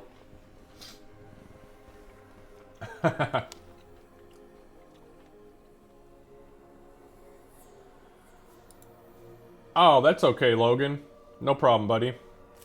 We understand that we are second in your... you know what's funny? You were working on stuff with your hyper-focus, but the person who is running the thing that you were working on showed up, and you didn't, so...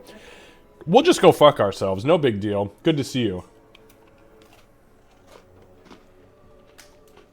Unfollowed and refollowed at check for.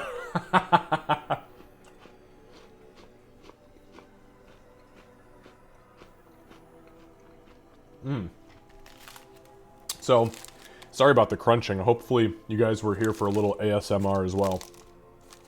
But I'm eating these blueberry Belvita breakfast biscuits, and holy shit, are they delicious.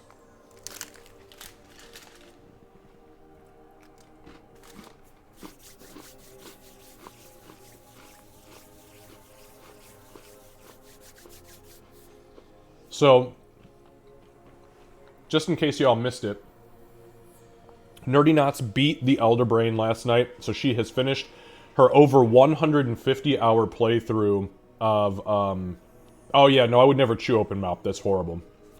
Crunch crunch is good, open mouth not so much. My girlfriend's son makes me want to punch babies. Oh god, don't say that, you have a baby, you crazy fuck.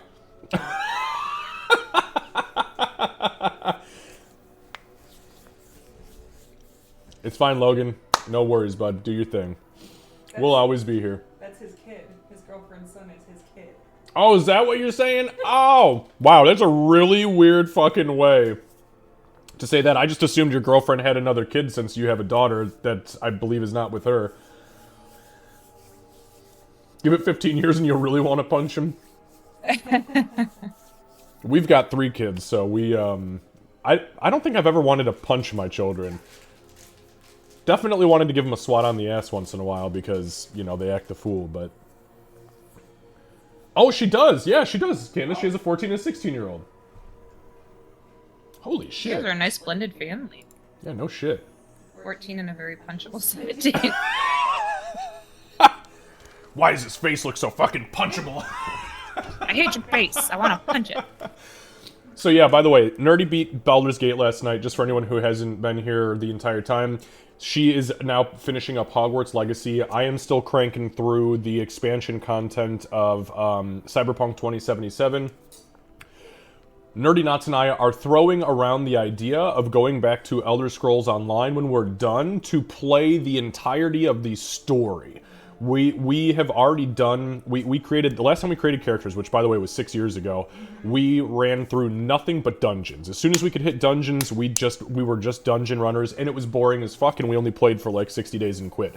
But I'm being told that the story content is worth every minute of playing, just with how unique everything is, and how fun it is, and how well the story is thought out, and then the encounters being fun and whatnot. So we might be going back to that for a little bit. We'll kind of test the waters and see where it's at, but...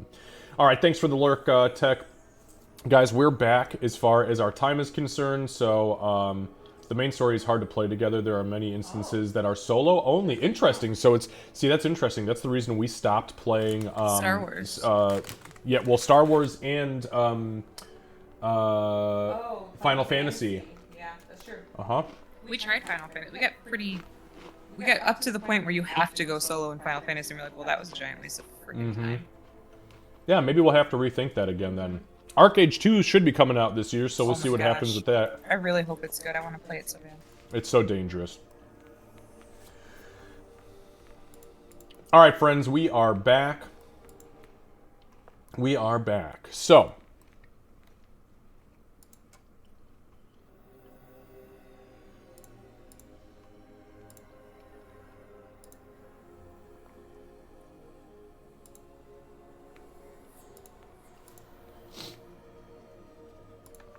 okay, so you guys have re-entered this main room. You kind of get yourself situated. What is it exactly that we would like to do at this point? I'm trying to remember. Did I look at the script on the skull?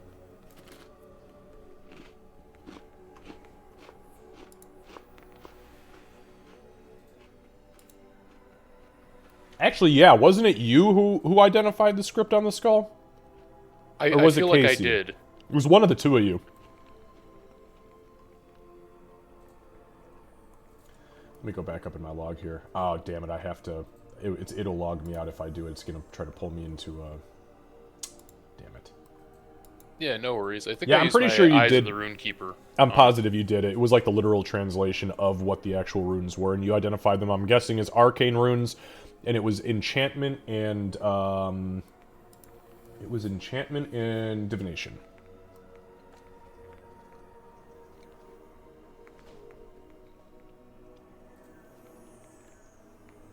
But the Eyes of the Runekeeper just show you kind of like what they are. It doesn't actually allow you to just be like, oh, that I know what that spell is.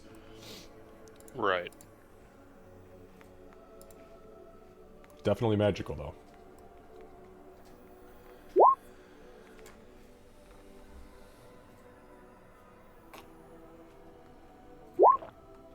So... Okay, so are we going down the stairs? Are we ready? Is everyone ready?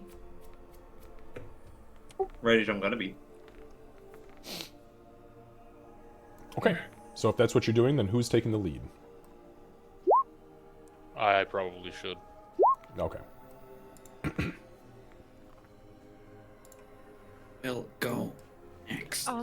Looking down these stairs, is there any blue light coming from down there, or does it just look dark? Does not appear to be lit. The stairwell does not appear to be lit. Yep, then I'm definitely not volunteering to go first. Okay, so Bloodmane goes first. Winnie would be... Oh, we've got Gartek back. Winnie would probably be second. Okay, one moment.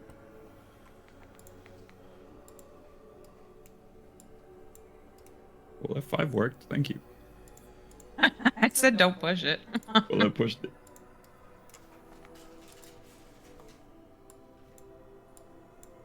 Yeah, so if Winnie's going second, Dartok will be third. But he's more than willing to be third or second. Well, not letting the healer get left behind, so I guess I'm taking up the rear.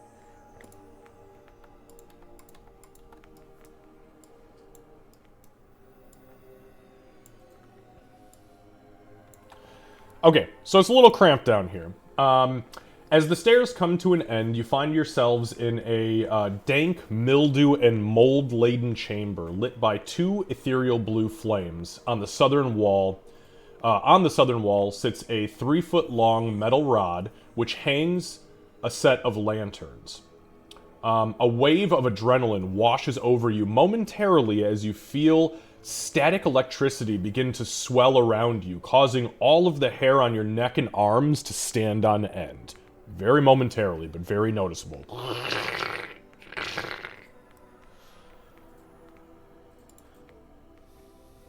Alright. Everybody be on high alert. It feels weird. It does. I'm gonna listen at the... Just this place feels weird, I guess, but she was just agreeing with you. Yeah, and as you, like, look over at her, considering Winnie is covered in fur, every fucking hair on her arms, chest, legs, neck, and all of her dreads begin to lift up momentarily before kind of dropping. Is there So any Winnie is in sort a of, giant afro. Yeah, I turned into a poof ball. is there any sort of, like, breeze down here, or is it very, like, stagnant? Stagnant. Fun. Okay.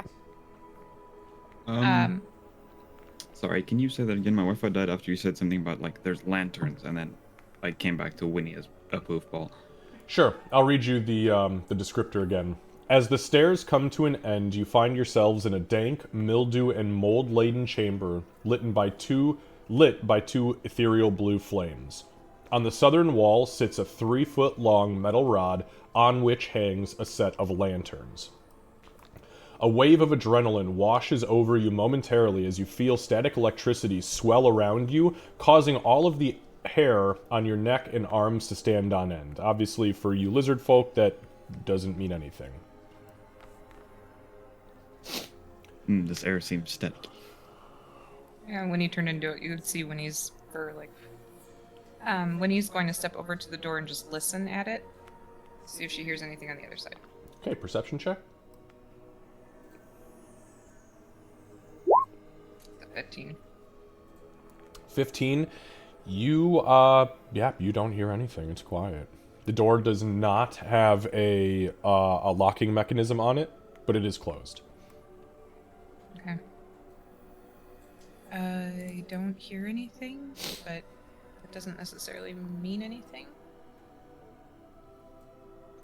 Can sense if want. Might not be a bad idea. Alright, in that case, I'll cast, use another level 1 spell slot for Primeval Awareness again. Okay, so you, as you kind of crouch down, you open your senses to your surroundings, and as you unleash the energy into the weave, it bounces back to you within a 1-mile radius, and you detect, your favorite terrain isn't urban, right? Just making sure. Okay. Forest and coastal. Okay, perfect. So as the energy bounces back to you, again, you sense undead, and you do sense celestial still. And that's it. Can sense not alive. And I'm just gonna point to Ulrich. Great. One kind. Holy. He looks confused when he says holy, because it's just what he's heard Ulrich and them say. And when he says holy, he kind of tries to imitate Ulrich's voice, but fails horribly.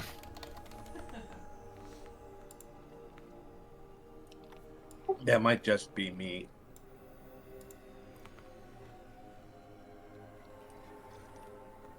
Either that or we don't know. I don't know.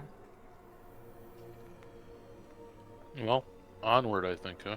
I think that's all we can do at this point, yeah. I'm going to open the door.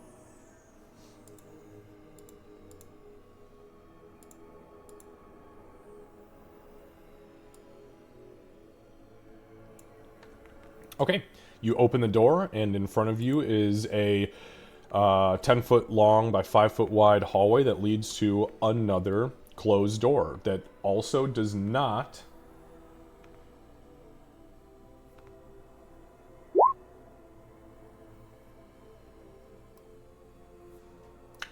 have a locking mechanism.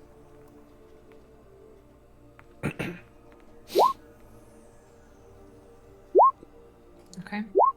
Yep. I'll move in and listen at that door. Okay, go ahead and give me a perception check, please.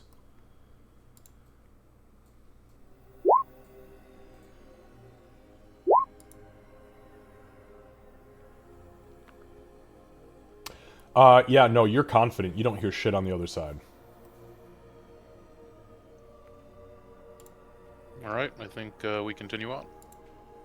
Alright, and the door swings open without issue as much of... This place is a very, very strange fucking place. Like, normal entities that build, like, dungeons and even places that are, like, caverned off, like, You fucking lock your doors and you trap them. Nah, this guy said, I ain't about that, fam.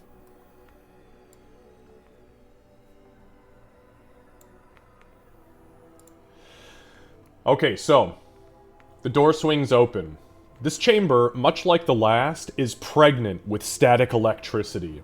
Constant but fleeting waves of fear and adrenaline continue to wash over you as soon as the door opens. That's when, for the first time, it hits you. The scent of rot emanates from the door along the northern edge of this room. The door, this northern door here. God, there we go. It does have a locking mechanism on it, like a keyhole.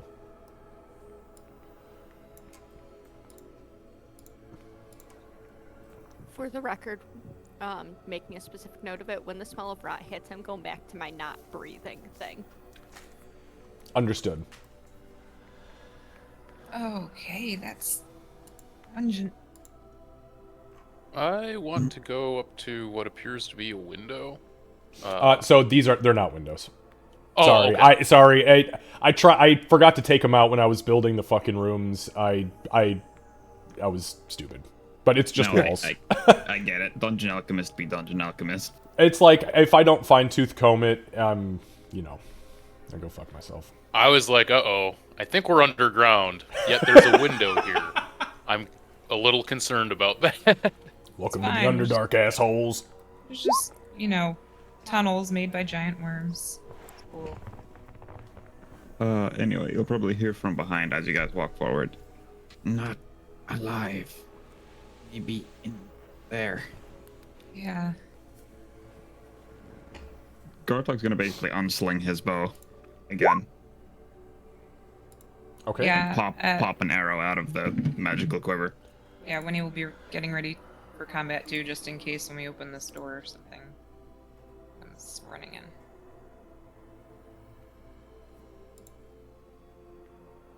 I'm gonna go up to the door and start giving it a once over. Why does the air feel so weird? Okay. Give me a...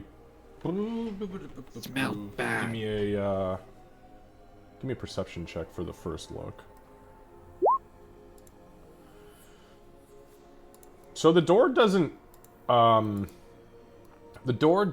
appear to be trapped. However, it's very clear when you're looking in the locking mechanism that there is a pulsating aura of very, very heavy static electricities. You can almost hear a soft buzz coming from the door itself. And it's definitely locked.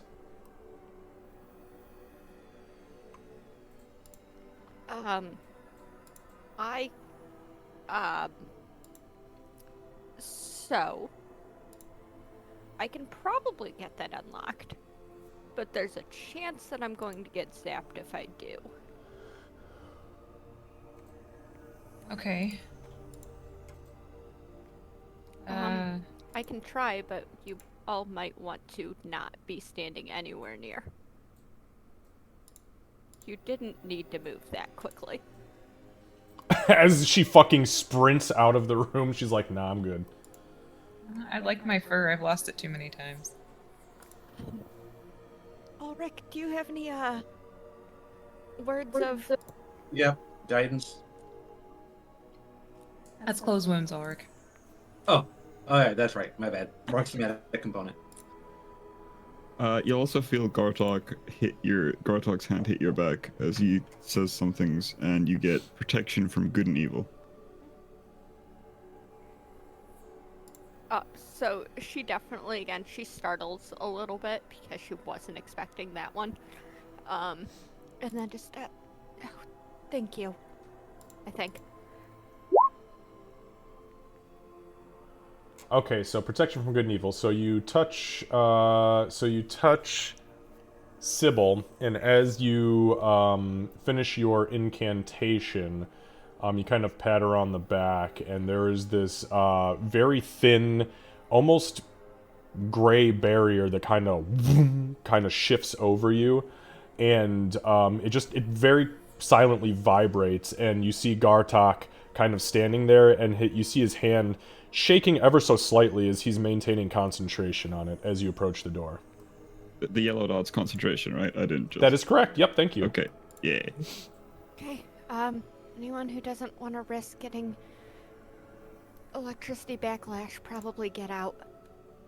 As she's pulling out her, thieves' tools.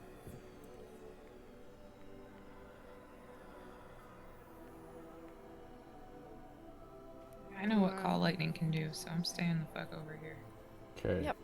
She's gonna give people a chance to move if they're going to, and then she's gonna go for the lock. Okay, give me 1 sec.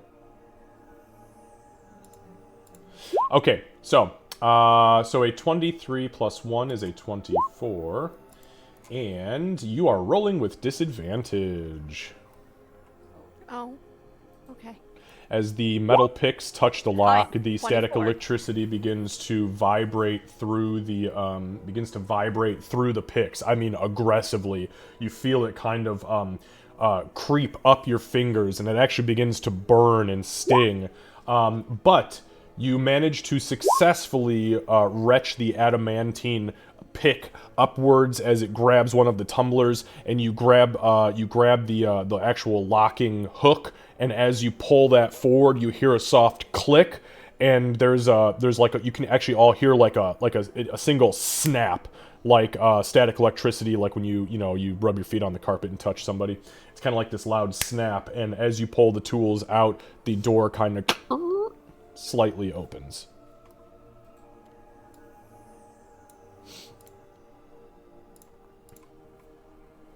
Oh, that feels weird. It's probably safe, Winnie. I'm already in here. By the not window. Yeah. Let's get ready to...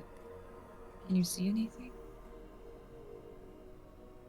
She's gonna look through it as she's look through the crack in the doorway as best she can, as she's shaking her hands to kind of get rid of the weird static feeling.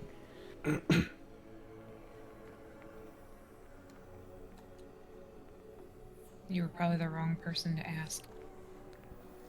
Let's get ready to head in there.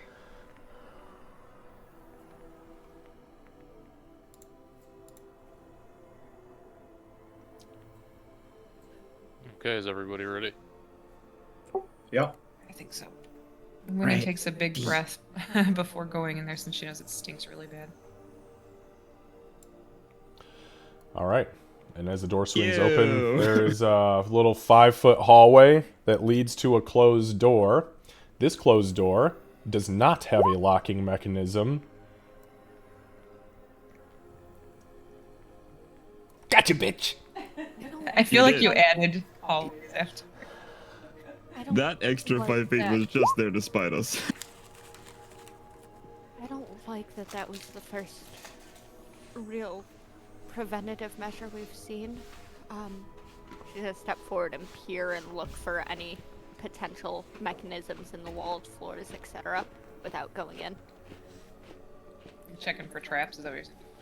Yep, or runes, glyphs, etc. since she knows that he's not super mechanically inclined. Where are you doing that?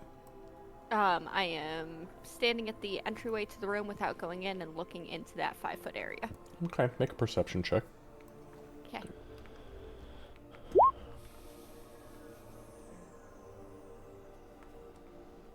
I have my paranoia on, apparently. There is not a damn thing out of place inside this little 5-foot hallway. Rude as fuck.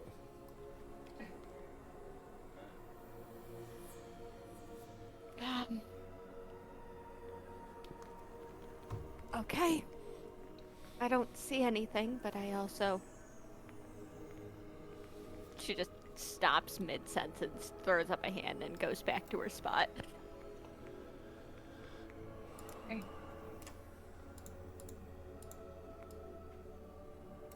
And I go to listen at the next door. Alright, go ahead and give me a perception check.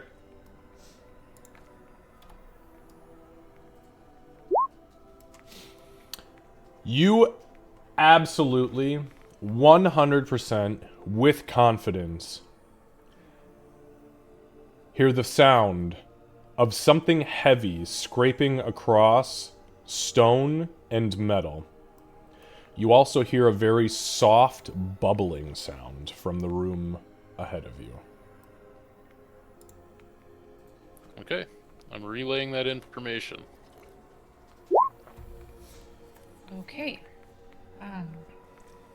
Should we all try to be quiet? Like, sneak in?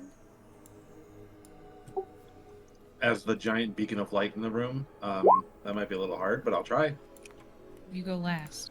Well, there's the blue flames anyway, where if they're going to see us, they're going to see us.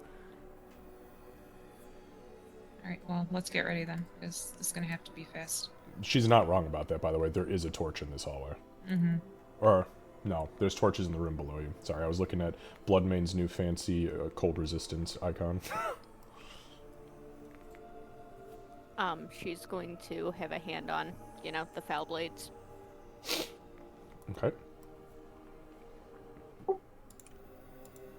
Alright. I'm going to try to quietly open the door, if possible, and see if I can get a peek in before I just go in. Make a stealth check with disadvantage.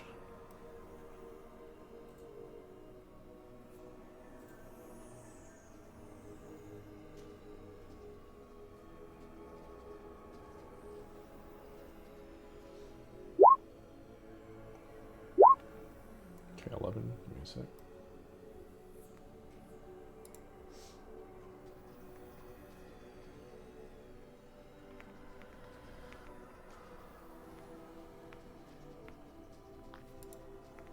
Okay, so the door begins to crack open.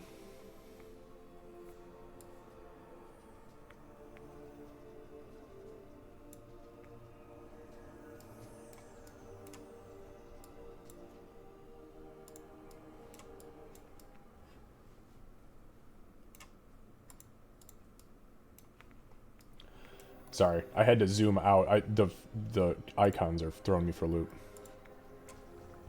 So it's not that you are particularly loud when you are opening the door. It is that there is a flood of light that comes in as soon as that door swings open. There is a crack of light that just kind of beams down.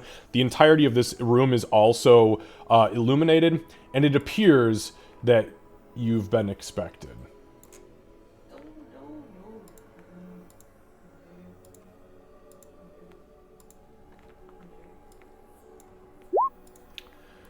As the door swings open, you're immediately met by a blast of electrically charged, rotting wind, sending your arms instinctually across your face. Rough-hewn stone and iron walls make up this large chamber. The floor panels are composed of stone plates and iron fabrications linking them together. Multiple blue ethereal flames illuminate the horror before you. A gargantuan, draconic creature, which appears to be partially mummified, rises in front of you, and in front of an even larger horde of chests overflowing with gold and other untold treasures. You can almost sense a smile creep over the monstrous face as you hear it say,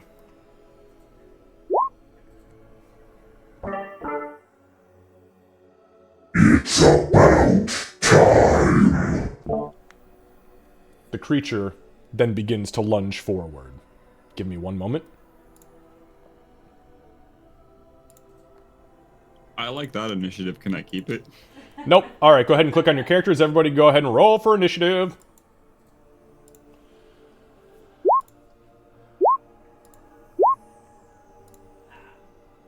Damn, Sybil, I guess. You, Bloodmane, you also have, what the hell is it called? Hold on.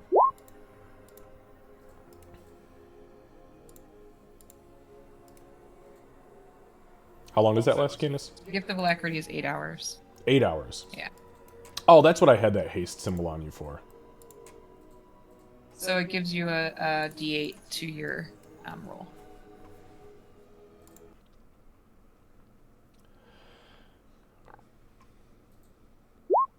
Roll 20 is pissing me the fuck off today. I don't understand what's going on.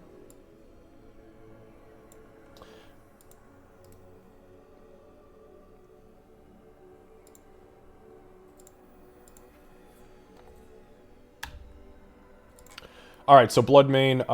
Okay, so does everybody's initiative look right? Obviously, I have to change Bloodmane's. Oh, Bloodmane, you didn't add yourself to the turn order. Okay, give me a sec.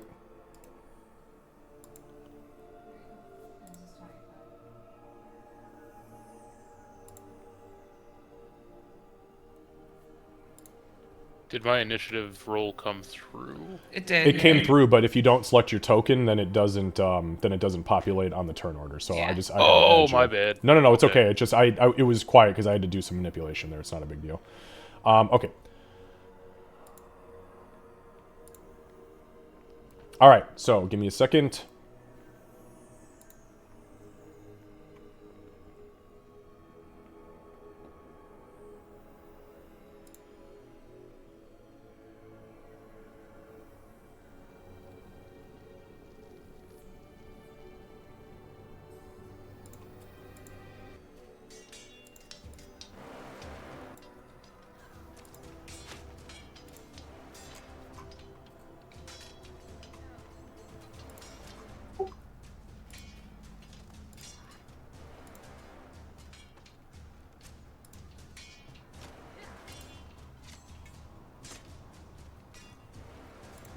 All right.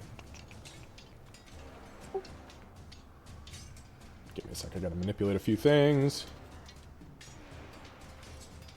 Gartok was 18. He's the only one that came across that's interesting. Bloodmane, yep. 25. Sybil was a 25. Ulrich was it.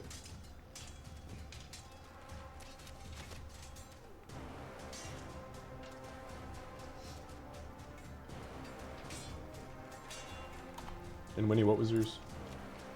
Mine was an 18.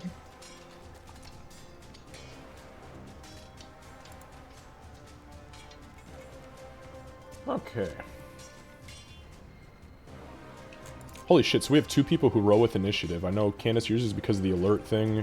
Kurt, what is yours?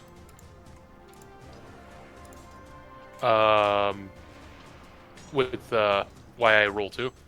Yeah. It's like the feral instinct or whatever. It's a barbarian class feature. Okay, understood.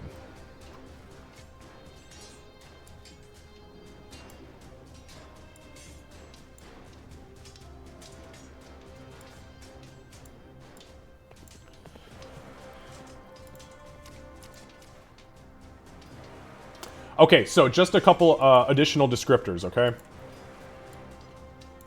This thing up here appears to be a large copper vat. And from where you're at, you can't see much, except that there is definitely something crimson bubbling kind of over the edge. It's creating like these large bubbles that are popping, and it's pretty regular, almost as if it's boiling, but there's not any heat source that you can see near it. If anybody decides to inspect it at any point in time, then that's your thing. Okay, so first and foremost,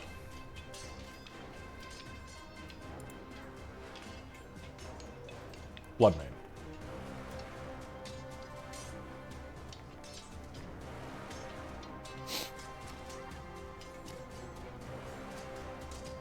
Am I good to go or? Yeah, it's your turn. Oh, okay. You rolled a 25, I wasn't dude. sure. It sounded like you were gonna say something really No, ominous. Like, no, Yeah. no, it's your turn, man. You got 25. You're at the top. Okay, sleep paralysis demon.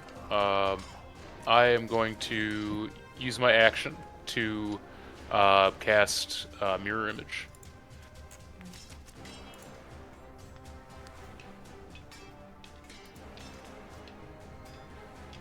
My bonus action I will use to rage, and I will go right up to this thing.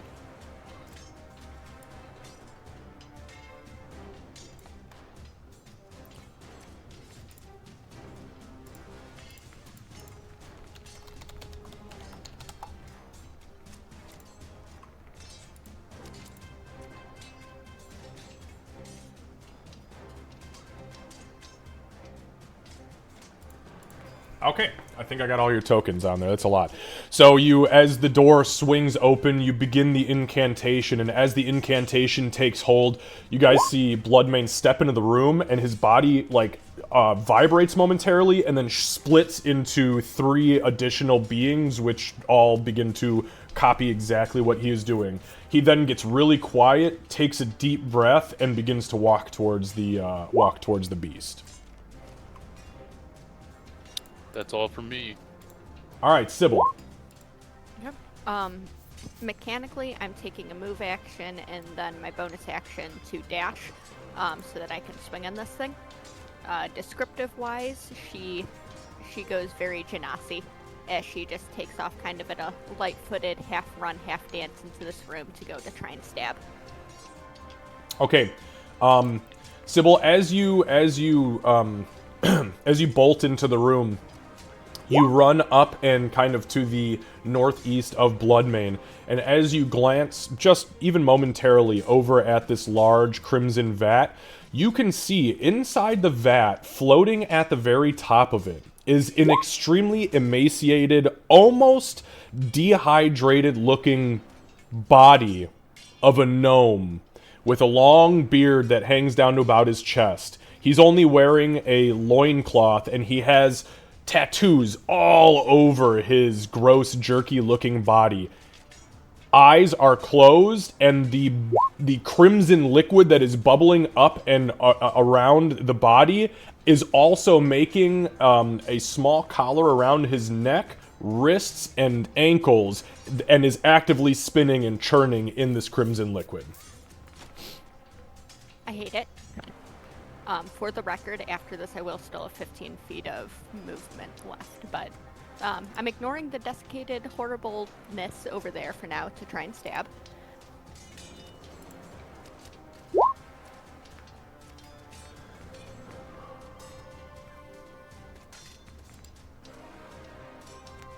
Okay.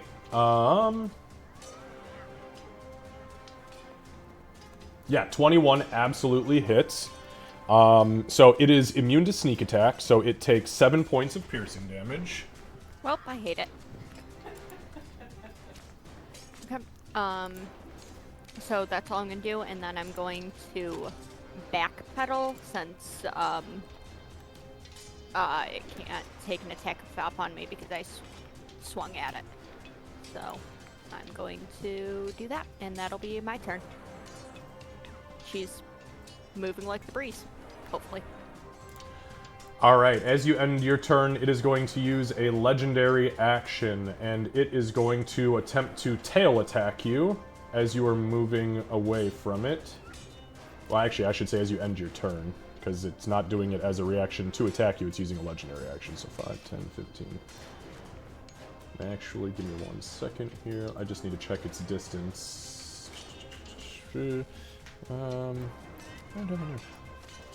Okay, so yeah, it actually cannot reach you, so it's going to attack Bloodmane.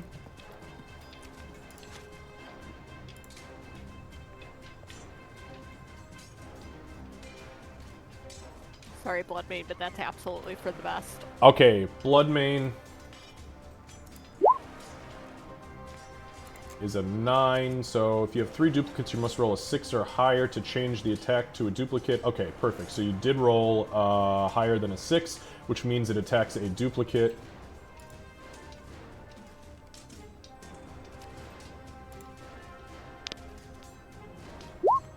And that's a 28 to hit, so a duplicate poofs. As the tail comes down, one of the duplicates gets in the way as it's kind of confused by you, and as it slams down, you hear a poof, and the image kind of vanishes. Alright, so...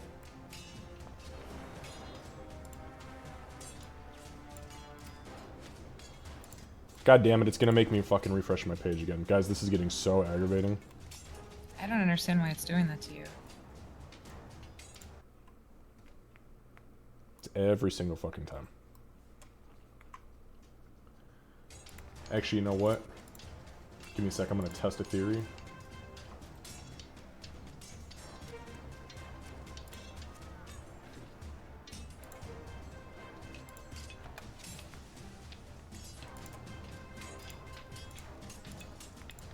Alright, I switched my keybind back to my alt button, so let's see if that works.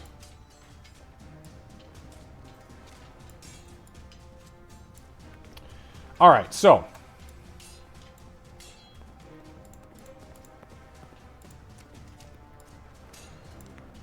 As the bubbling and churning continue to kind of writhe around the body of this creature that is in this tub of crimson liquid, Sybil, suddenly you begin to see the bubbles popping around it bring to life these small creatures.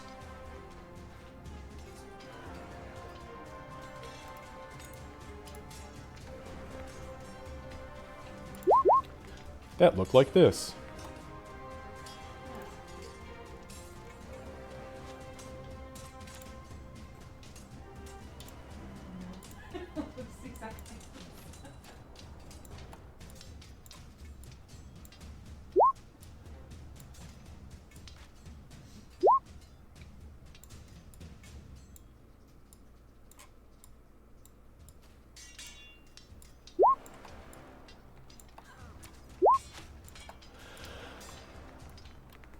Alright, Sybil. So, these little tiny creatures, literally, they are small. They're small in size, and they look kind of like a hybrid between a zombie and a ghoul, except as they lunge out, you can see the corpse of what appears to be a snake hanging partially out of its mouth, and every so often the snake, we'll call it tongue for lack of a better term, kind of retches and its head rears up with like almost momentary consciousness, and they are going to clamber out of the tub, and all of them in unison just kind of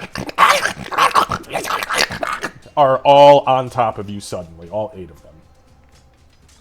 I don't know if this matters, but I still have concentration on good and evil, protection from good and evil on Sybil. So if they're undead, they have to roll I with know, this. man. Don't worry, baby. I got you. Don't worry. I've been doing this for a long time. D4.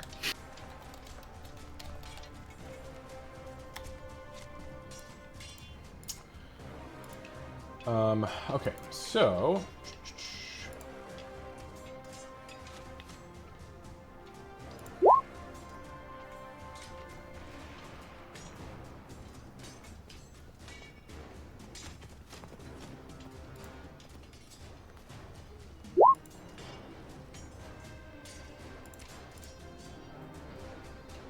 Okay, sorry, I had to get back on my my monster page here. All right, let's go ahead and do some damage. All right, so these are the attacks coming in.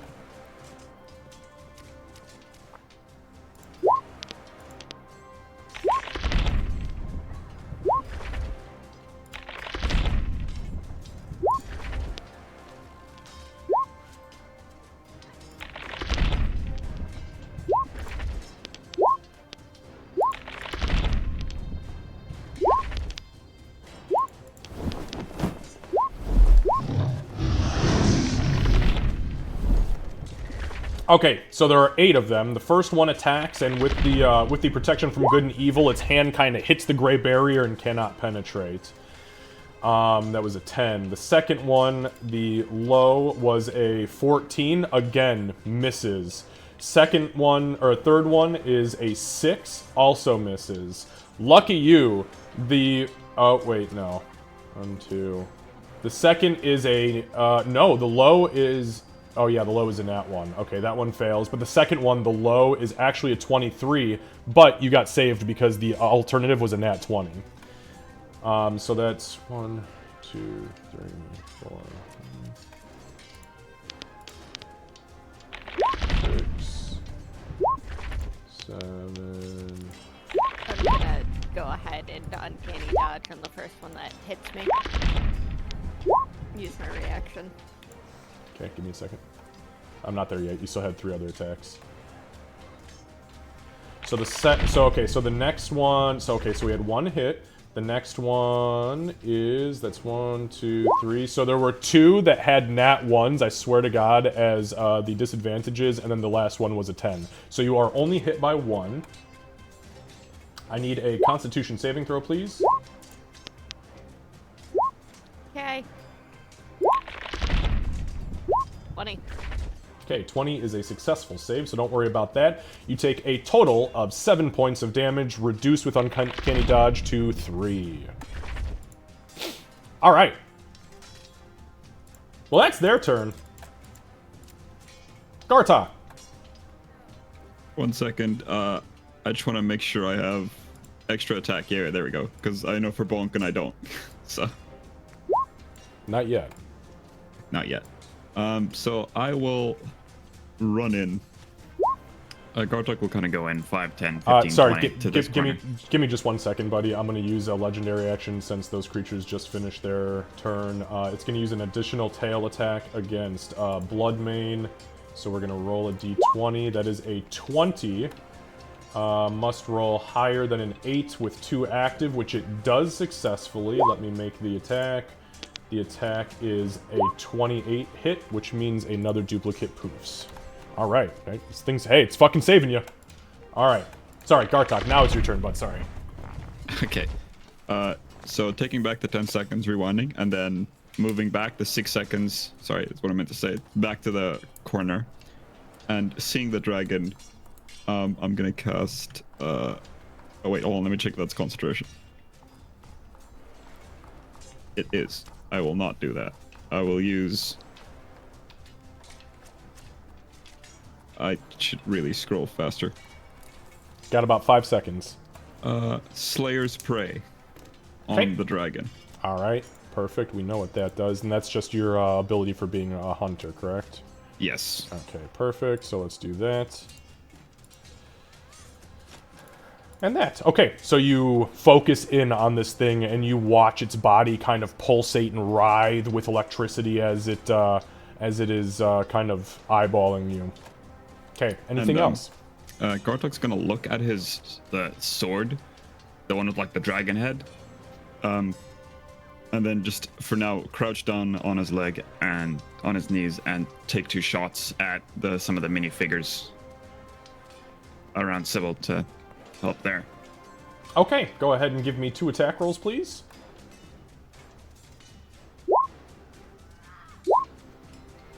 Okay, 21 absolutely hits.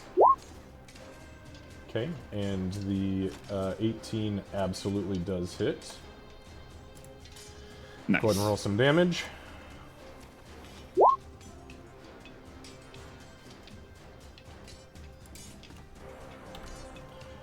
So you... 13. Yep. So both of those go to the first one.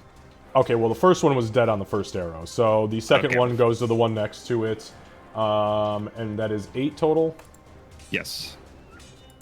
Because I didn't use my ability, Yeah, my that's feat fine. that I forgot about. That's okay.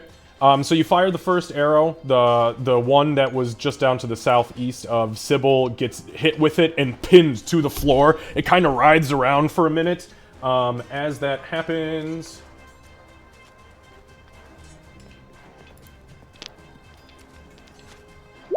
It fails its Undead Fortitude saving throw and does die. It stops writhing. The second one gets clipped with the arrow. It takes a chunk of its big, swollen, like water on the brain dome with it.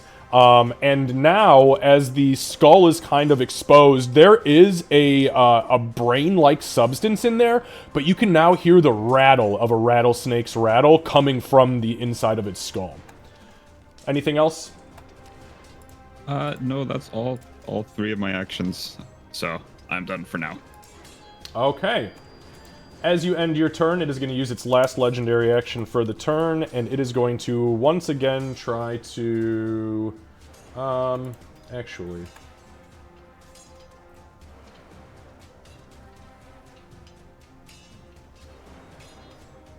Nah, fuck that. Yeah, it will. It's going to use its tail attack again. Okay, so let's go ahead and throw the d20. We need an 11 or higher. We do not roll the 11 or higher, so it is going to attack Bloodmane. Bloodmane. That is a 2... so the total is 15 to hit you, but you have a 16 AC, so that does not hit. Okay, Winnie. So Winnie is going to step in here and finally get to kind of take a look around. So I want to do something, but I need to ask your question, or ask you a question. So I want to use summon Draconic Spirit, but I needed to know how much space I need to do that because I know that we've got enemies here and we've got a friend here. I don't know how big the token is going to be.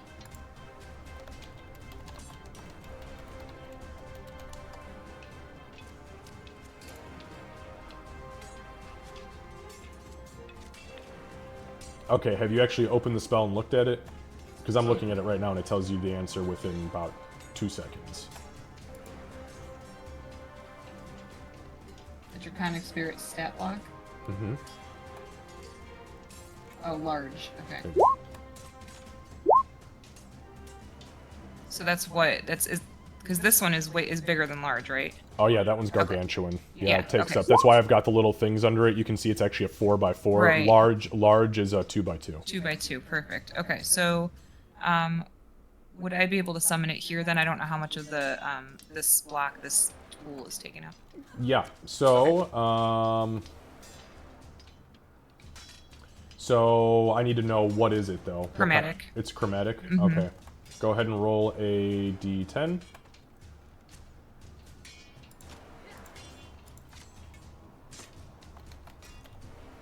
Got a 2. A 2.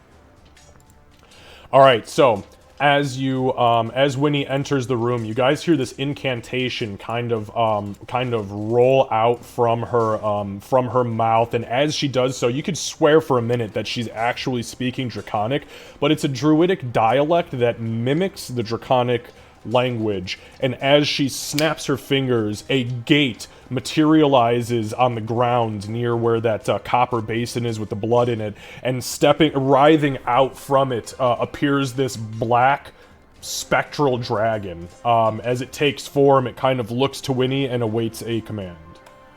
Okay, so the command will be attack the lightning dragon. It nods to you, and then its attention turns immediately to the dragon. Okay, and then question for you. Yeah. Because I'm not sure how this part works. So it says damage resistances for chromatic and metallic or acid, cold, fire, lightning, and poison. But it's only for the chosen right, flavor. So this one would be poison. Yep. Okay. Actually, no. I think black is acid. Black is acid. Okay. Yep. Green is poison. Got it. Okay, so then. And then its breath weapon will also mimic that. Got it. Okay. Okay. Yeah. So that was my action. 15. Yeah, I'm gonna just stay put here for the moment. Okay. All right. So that ends your turn, and you've got that Draconic Spirit block up, by the way. I do. Okay. Cool. And then make sure you mark off a 5th level spell slot for me. I did. Perfect. And next, my turn. So,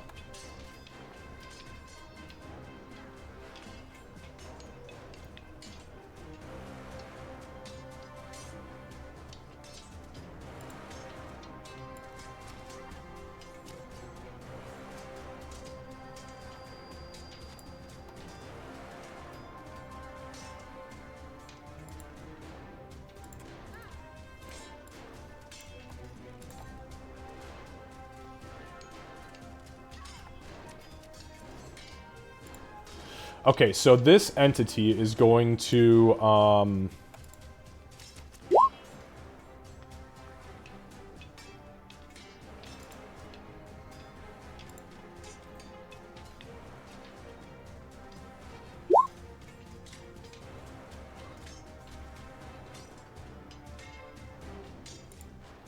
right, so it is going to, seeing this absolute fucking mess unfolding, it is going to take, it's going to take a look around the room, It is going to take a very, very deep breath, and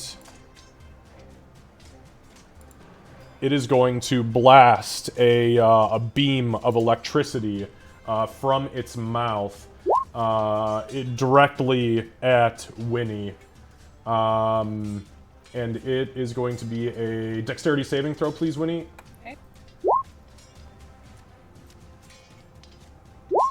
Oh, that was a 7. very, very bad failure. Yep. So, the beam hits you full force. Now, mind you, because you guys are so spread out, it was only a 5-foot beam. You were the only one it could have touched. That is for 77 points of damage. Okay. Winnie falls to the ground. So, Winnie hits the ground as the beam rockets through here. Everybody's hairs stand on end. Bloodmane, your beard frizzles. You kind of look up, and even your mirror image is like, as its beard, and Winnie essentially bursts. She screams. Her fur ignites. There is smoke and fire coming off the end of her ears, off the end of her nose. You hear teeth crunch as she bites down. Part of her tongue falls out of her mouth as she clips it, and she hits the ground in a smoking heap. The draconic spirit then spins back into the portal that was open underneath it and vanishes. Winnie, go ahead and roll a d20 for me for your injury. So 1.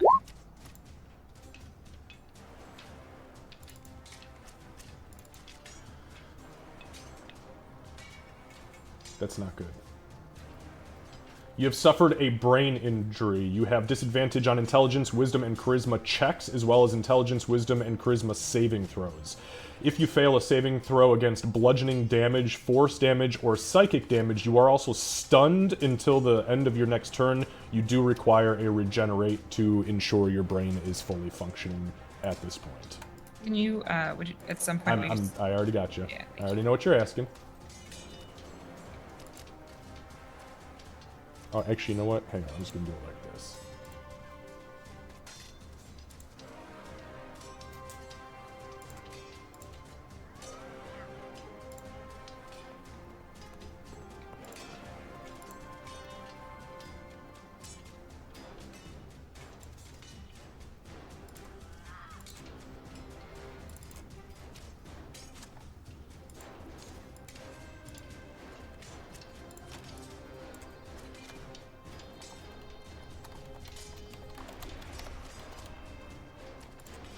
There you go. Thank you. You are welcome. Sorry it was highlighted.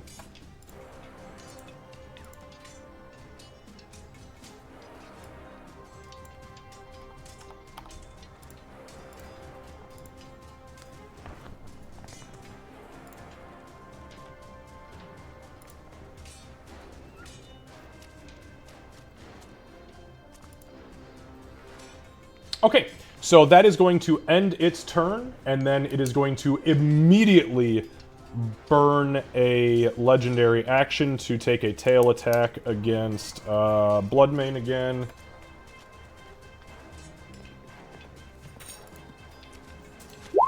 D20 from the mirror image is a 14, which is higher than an 11, so it is going to target the mirror image. And that is a 23 to hit the mirror image, so the last of the mirror images fades. Bloodmane, you are still pretty much unscathed, and it was actually really good. Even the tail slap hurts like a motherfucker, so that was pretty cool. Where is your image of mirrors? There we go. Okay. Ulrich. Yeah, me. I'm gonna come right here in the room, see the utter fun that has just happened before me, and hit Winnie with a 5th level Cure Wounds. I'm sorry, you said a 4th level Cure Wounds? 5th, 5. 5th, 5. Okay, gotcha.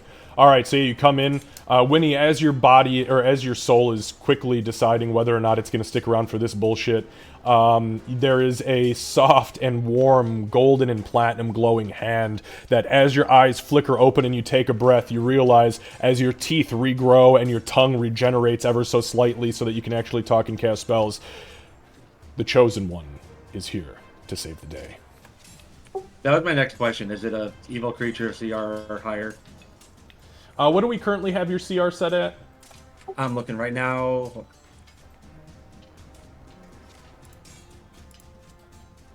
Five or higher. 5.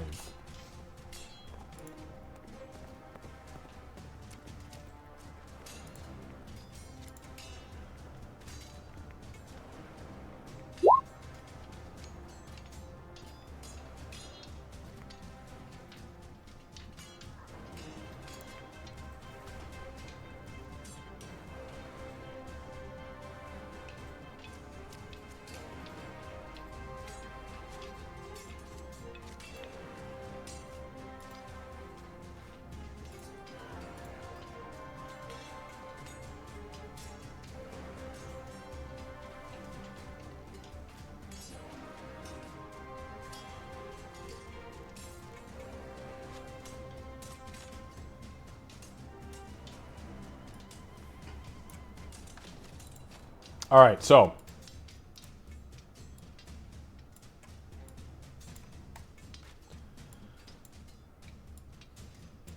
Ulrich, you have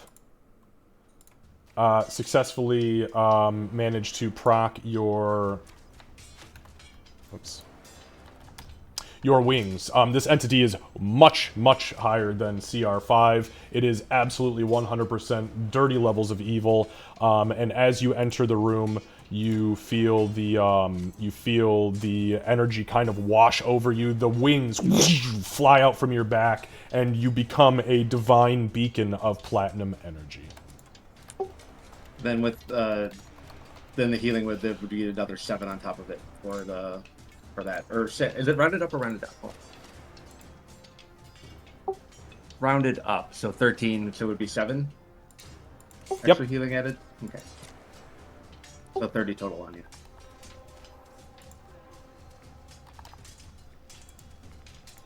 Okay, you now have control of your guy, by That's the way. it. Sorry. No, you're okay. I had to set up the token. My dumbass didn't put it in the folder. I thought I'd put it in, so, you know. God damn it, I'm pushing my other push to talk now and fucking everything up. See, this is the problem. Fucking Cyberpunk, man. I'm done with this game. I'm writing it off. Okay. Anyways, yeah, that was my bad. I hadn't put your token in the folder that I wanted it in. So you have control of it now. But, okay, so you end your turn? I'm actually going to, like, get myself just a little bit off the ground. I Sure, don't want just to be hovering. the metal rivets on the ground, yeah. Understood. Okay, so you were hovering. Perfect. All right. So, Ulrich, your turn ends. As your turn ends, the dragon's eyes light up, seeing the last of the fucking mirror images pop, and it is going to burn its second legendary action of its turn to make a tail attack against Bloodmane. That is a 26 to hit. And that is for 16 points of bludgeoning damage, reduced because you're raging to half, so 8 points of bludgeoning damage. Alright, and then on that note, Bloodmane, it is your turn, my friend.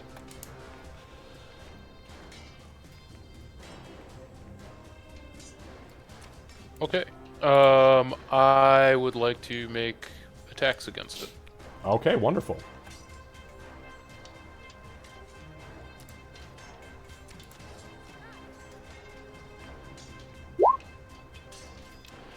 So you swing at it with the Vorpal Greatsword, and it clips like the bottom neck and jaw area, but it does not penetrate this weird, tough, like exterior, almost borderline mummified hide.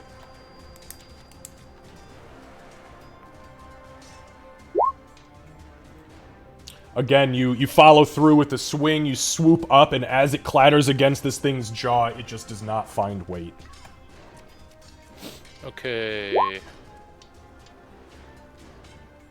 As my bonus action, I'd like to cast my Grasp of the Deep Tentacle. Okay. Grasp of the Deep.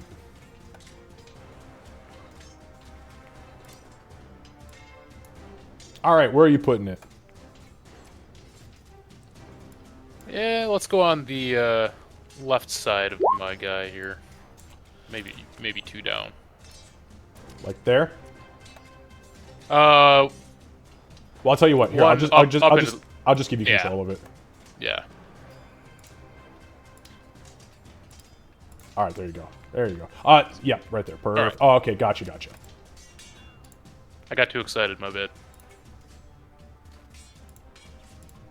No, that's okay. So, as you swing at this thing twice, you kind of loop back around, hold the greatsword defensively, and as you let go with your left hand, you kind of, you create the sigil, and as you pull upward, you guys hear a splash of water, and as the water writhes up, it takes on this material form, and you guys see the familiar, like, 10-foot-long tentacle begin to swing around and lash. Okay. When you create the tentacle, you can make a melee spell attack against the creature within 10 feet of it. Yep. So I'm going to try to attack it here. Perfect. Go ahead and give me an attack roll, please. 19 does hit. So the tentacle lashes upwards and slaps this thing in the underbelly of its wing. Go ahead and give me some damage. And is this going to be lightning or I don't remember what it is. What is it? Lightning or It's cold? cold. Cold? Yeah. Okay. I'm going to try for cold on this guy. Okay, go ahead and give it to me. Sorry, that sounded really inappropriate. Yeah, it hits. It not only does it hit, but it hits and it takes full effect from the cold damage.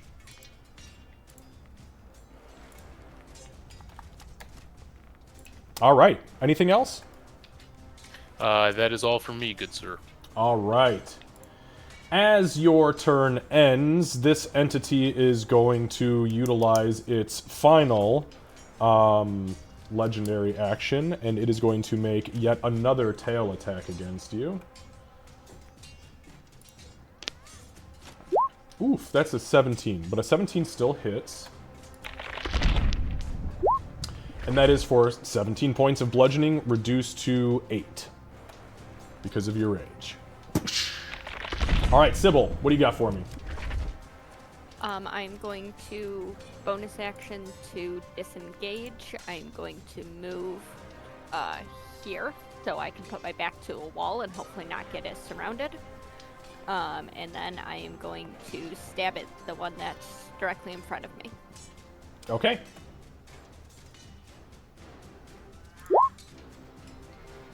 Not a great stab. No, so as you swing down at it, this wily little shit kind of like drops down and it pops back up, and as it pops back out, the snake tongue kind of hangs out of its mouth and it's...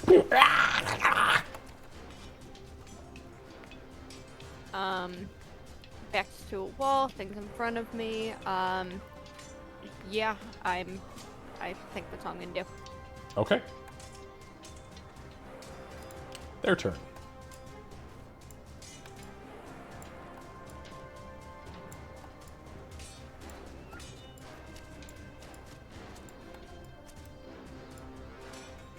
And this one that got shot by Gartok is going to charge Gartok. So, it charges Gartok. Let's just get that one out of the way real quick. That is... Nope, that is a 10 to hit, so it misses you with that. Alright, now, Sybil, I've got 1, 2, 3, 4, 5, 6. Alright, so let me just do this real quick.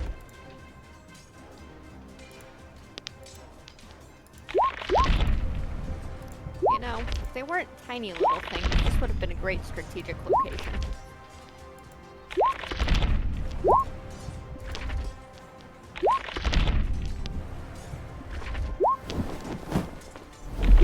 Lots of dice being rolled on my end, bear with me, because of the disadvantage thing, and the dice are I fucking will not dramatic, complain. so...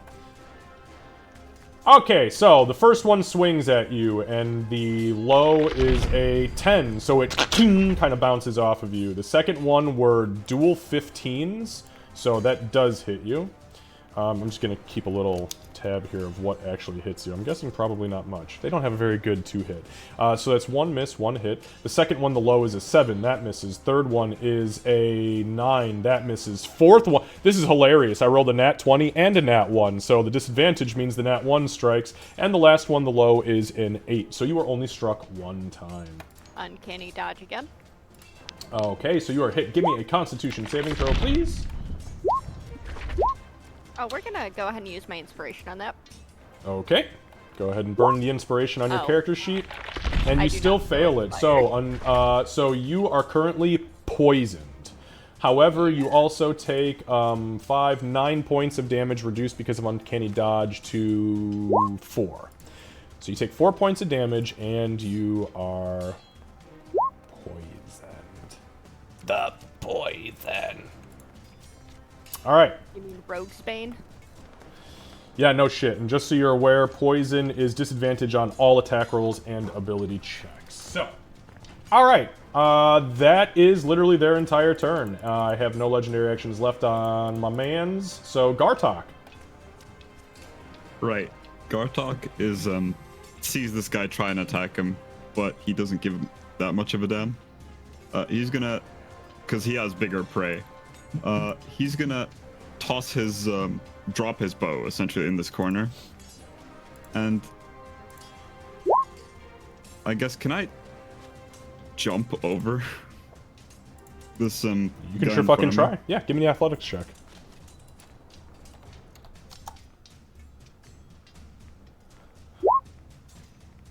Oh fuck yeah, you jump way the fuck over him. So let's see, what is your strength, Gartok? It is 14. 14, perfect. So you can jump easily like 10 feet over this fucking thing.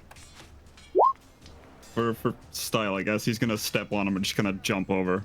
Okay. Give me a sec. It is going to take an attack of opportunity against you. Fair. So that is a dirty 20. Yeah, that'll hit. So go ahead and give me a Constitution saving throw, please.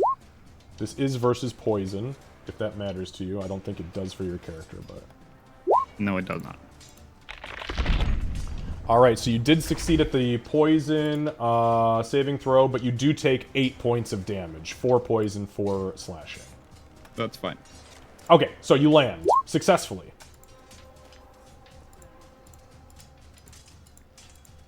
Right, and then he's gonna pull out his 2 scimitars, one of them being the dragon one. Just so you know, I'm putting this here so that we know that that's where you dropped your bow. Yeah. And he's gonna 5, 10, run to the dragon and try and swing. All right. Go ahead and give me an attack roll, please.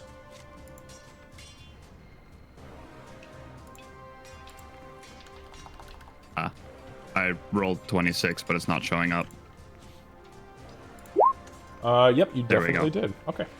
All right, yeah, so you swing at this fucking thing, and you definitely hit it. There is no denying that. This counts as a dragon, correct? Nope. No, it does not? I'm sad. Nope. Okay. Well then. I have a 2d6.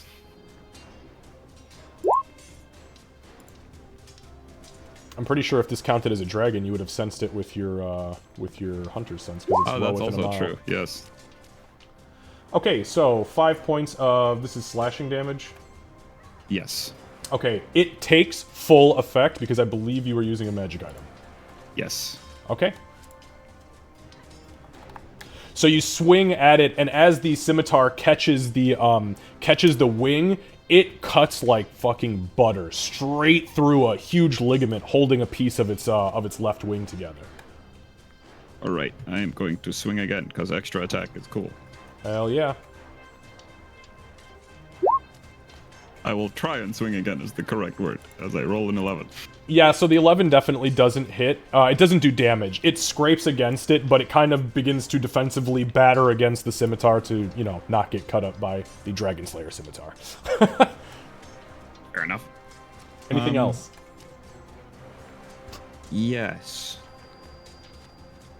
I am going to... Did I use my bonus action for anything?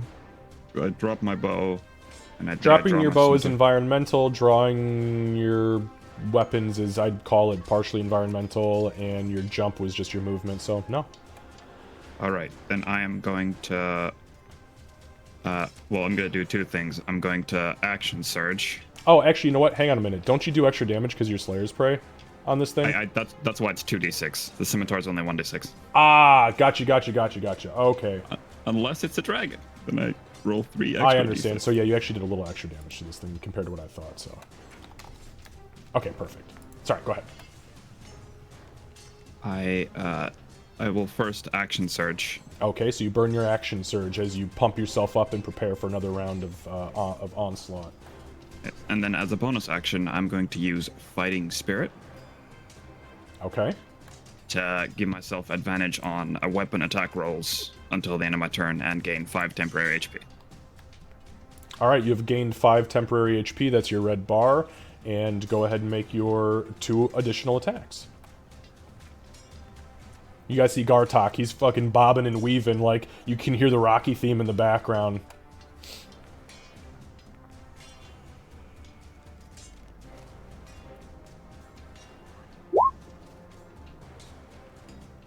So glad I had advantage. Are these all... Were these all with advantage, or are we just going down the line? No, these are all with advantage until the end of my turn. No, that's not what I'm asking you. Did you right-click and click roll with advantage on these attacks? Am I seeing 2d20 here, or is this... Do you need to roll one more time? Well, I guess the nat 1 doesn't matter. Well, it does matter because... The 17 and the 10 are one roll. The 11 was the roll I missed. Right, but if you're attacking with advantage, then you get to roll again, so that nat 1 is moot. Yeah, that's the 17. The 17 was the first roll. I rolled a 17 and a nat 1. Okay, I am seeing an 11, a 17, and a 10. We're missing a number because you're rolling with advantage. The 11 was before I used my, was the actual attack action. This is action surge.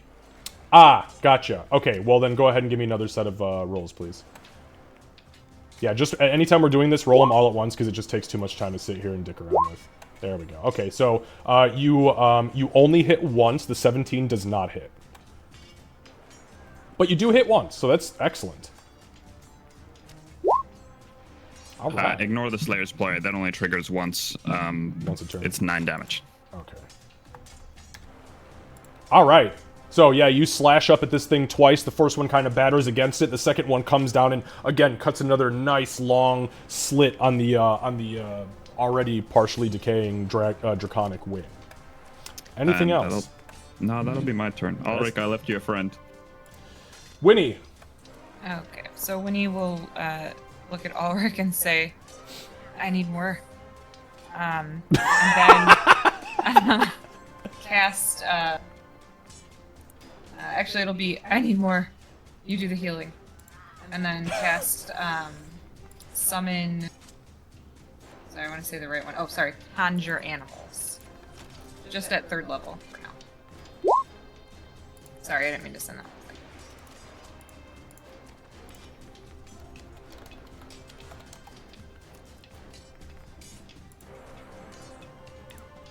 Okay, so what are you doing? I wanted to do 4 at 1/2 or lower.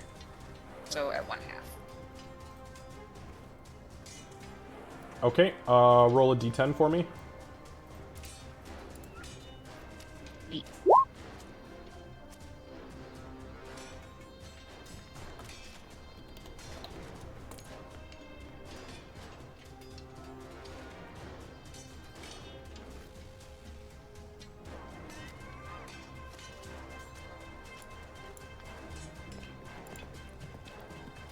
Alright, disregard that this says skeleton. It is actually a normal warhorse, but you summon 4 warhorses. Alright. And then, yeah, so I was going to have as many surround the dragon as possible and then try to help poor It Sybil is, as well. unfortunately, because they are large creatures, this is an impossibility. Because everybody is so you can move that one there. And then, yeah. And literally nothing else can get in because there's only 5-foot blocks, so you've got them all kind of staggered. And actually, that one, there you go. That's about as tight. I mean, literally, and the room is fucking packed tight now. Okay. So Winnie, she mutters this incantation as she orders Ulrich to heal her again, and then as she does so, there is this this burst of energy, and these 4 green portals spin into existence on the ground, and these warhorse spirits rise up from it and take hold. So you can go ahead and pull the warhorse card for yourself, Candace. Okay. All right, anything else? No. All right. My turn. Let me go ahead. I gotta roll a d6 here.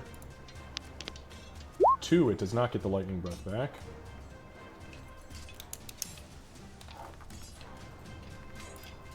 Okay, so what it will do then is, as it looks around and realizes that it's quickly getting surrounded, it takes a breath in, and you see its eyes flutter a couple of times, and as it does so, there is this wave of blue and black energy that ripples out from it, and it basks everyone in this room in its aura. I need everyone to make a wisdom saving throw. This is versus being frightened. If you have something that is going to benefit you because of that, now is the time to use it. But I need some wisdom saving throws.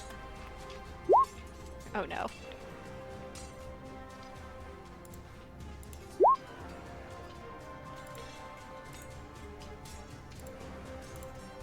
Mine was at disadvantage, so I got a 10. Oh, I just flat out can't be frightened by something that's evil. From protection, evil, and good. It's not advantage. Okay. I wasn't challenging you.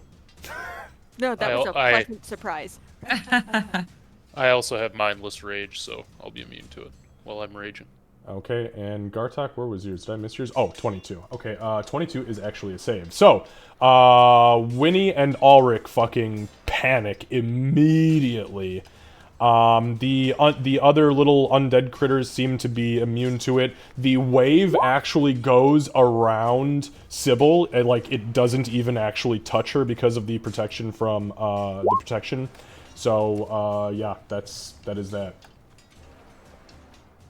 So it uses its frightful presence, and now it is going to begin its onslaught. So it is going to bite Gartok.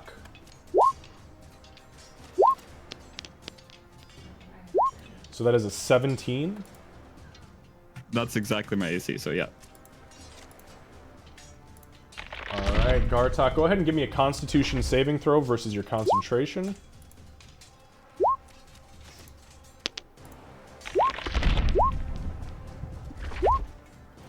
Alright, so your total damage was 14.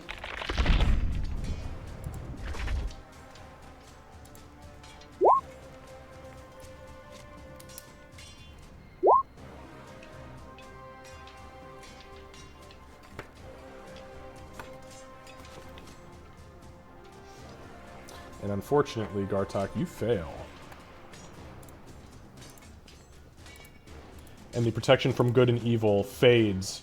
As the black and blue aura kind of surrounds you, Sybil, you kind of rear back. You then see the dragon reach down and bite the absolute shit out of Gartok. You see his hand, he's holding it out to you, still vibrating, trying to keep concentration, and his knuckles kind of crack and he lets go, and you see the shimmer kind of drop. And now these little fucking things, you see this like slimy green venom start to drip out of their mouths hungrily as the snakes kind of writhe to life coming out of their mouths as they now they know they're going to eat good. Okay, so that was damage. And Lucy, make sure that you're lowering Gartok's HP on his model, please. How much damage was it? It was 14. Oh, okay. But obviously you lose the temp hit points first, so it's only going to eat into your normal by 9. Okay, so with that being said, it is then going to turn and it's going to claw attack Bloodmane twice. Oh! Nat 1. And 16 on the dot. So that does hit. Alright, Bloodmane. Wow, I rolled a 1 and a 2 on those d6s? Rude. You take 10 points of damage, slashing reduced to 5. Fuck. Okay. And that is all it can do on its turn. Ulrich. You said more, I guess you'll get more heal. Okie dokie, give me 1 sec here.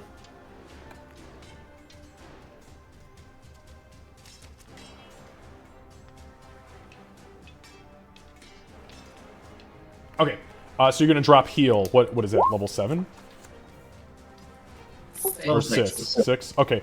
So there is this incantation that just kind of washes over you, Winnie, and as you feel that warm celestial hand on this now hovering form of Ulrich, the pulse of energy rips through you, and as it does so, You are healed literally to full.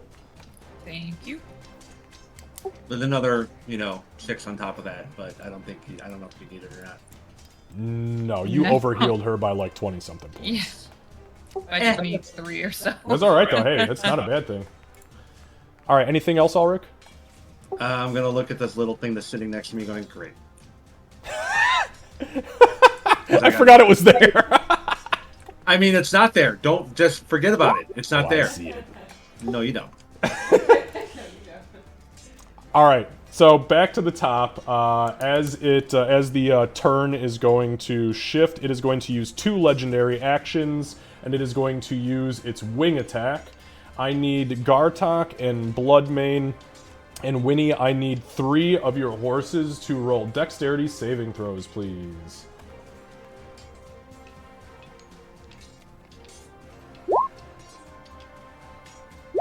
Okay, that is a save for Gartok. That is 1 failure from a horse, 1 failure from a horse, and 1 failure from a horse. Bloodmane, dex save for me. Is this something I can use Danger Sense on? Advantage on dexterity saving throws against effects that I can see while not blinded, deafened, or incapacitated. Yeah, I'll allow it. Doesn't matter. Alright. So, Bloodmane, you are knocked prone. All 3 of the horses are knocked prone. And then everybody who was hit by that, which is everybody, period, end of story, takes 15 points of bludgeoning damage. Bloodmane, yours is reduced to 7. And Winnie, what is the HP on those war horses? 19. 19? Okay. So, are you keeping track of them? Yeah. Okay, cool, thank you. And that's just 3 of the 4. But they are all knocked prone. Alright, that is its legendary action, and it is going to be Bloodmane's turn. Okay, since I'm prone, is it half the movement to stand Yeah, up? half movement to stand, yep. Okay. Well, I'll use half movement to stand, and I will begin attacking.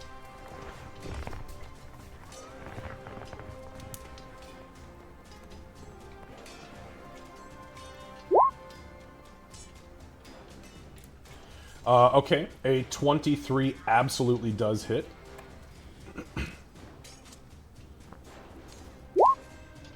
Alright, 19 slashing.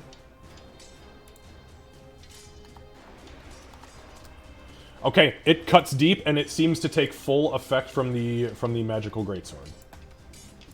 Okay, gonna attack again.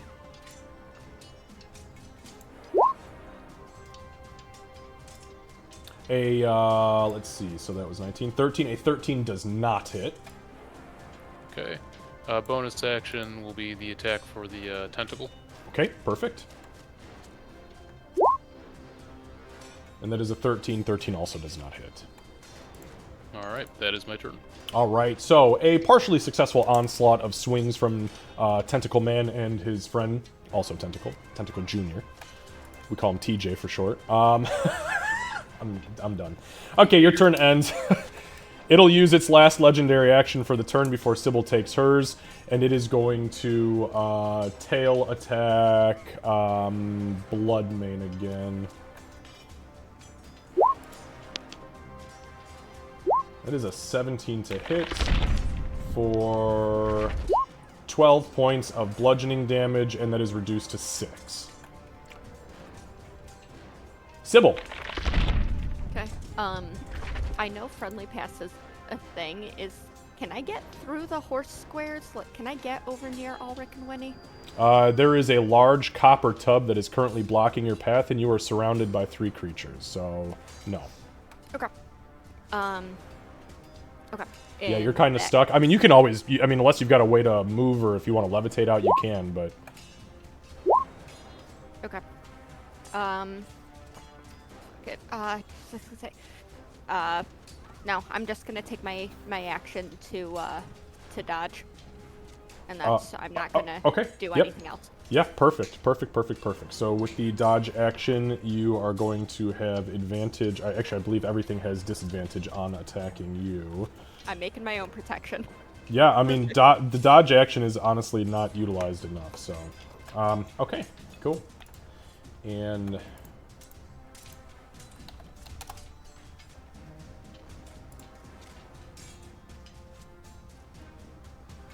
any attack roll made against you has disadvantage if the attacker can see you, and you make a dexterity saving throw with dexterity saving throws, excuse me, with advantage. Okay, perfect. All right, it is the creepy little shit's turns now. The one that is currently by Ulrich is going to attempt to attack him. 15. That'll do it. All right. And that is going to be for 9 points of damage, and I need a constitution... oh, never mind, you're good. You are not poisoned.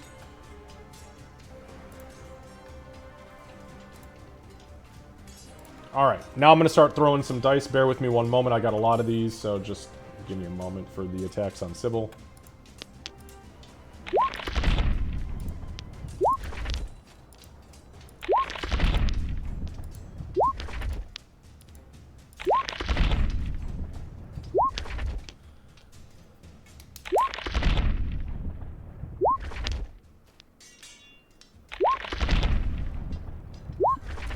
So many dice. My god. I mean, you can just All right. kill some of them off.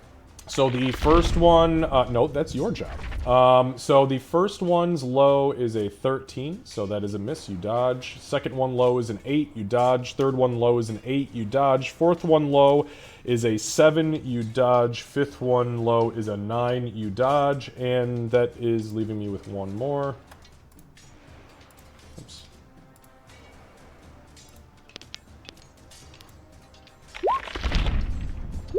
Ooh, my low is a 19 on the last one, so again, only one manages to hit you. So give me a oh, you don't need to give me a constitution saving throw, you're already poisoned, so... Yep, so, just same, use my reaction. Alright, so that is going to be 9 reduced to 4 points of damage.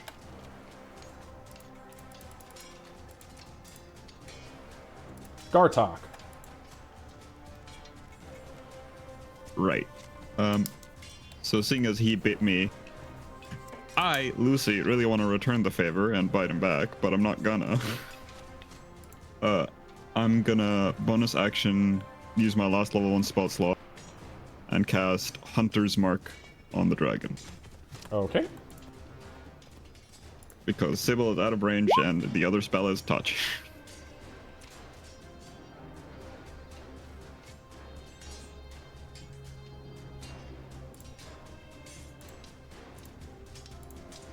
All right, so you focus and you burn the last of your arcane or your nature energy, and as you do so, you focus inward. And not only do you have this thing marked as your prey, but you also have it marked with the sigil of the hunter. What would you like to do?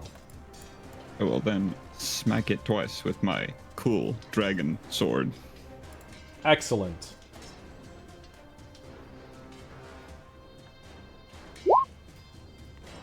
A 16 is not a successful impact.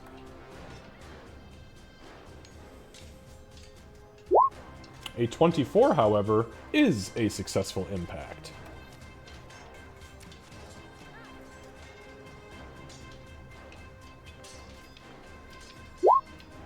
All right. And I have You got one more more? d6 for you. Yep, go ahead and give me that.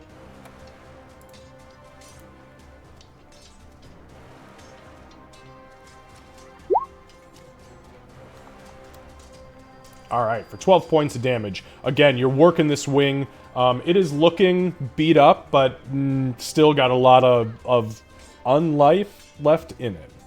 Anything else, Gartok? Death by 1,000 cuts. No, I am done. And I can't really move anywhere. All right, Winnie. So.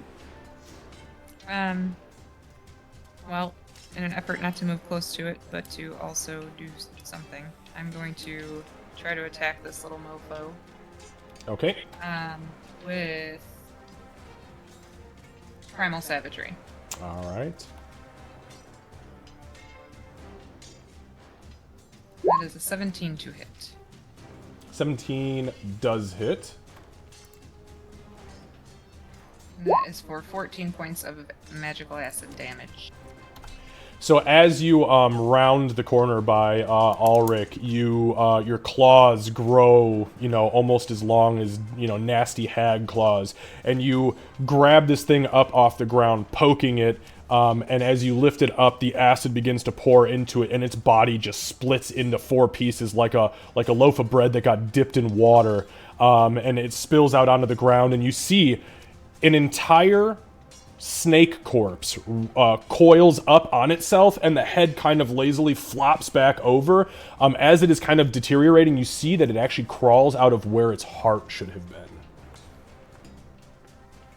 Disgusting. Then she will tell this horse to attack the dragon, and these 2 horses to attack these creatures. Understood. Okay, go ahead and give me an attack roll on the dragon first. Okay.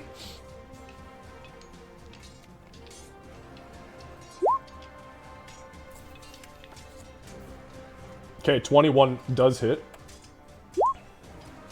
For 13 points of damage, holy shit. And that's magic, because of my I know. summoning shit. Alright, so yeah, the horse kind of rears up and just fucking stomps down on this thing. It caught completely unaware. The hoof, the first hoof, the left one, actually goes through part of the bone-like snout on this thing and crushes it in. Awesome, but gross. And then, yeah, so for this one,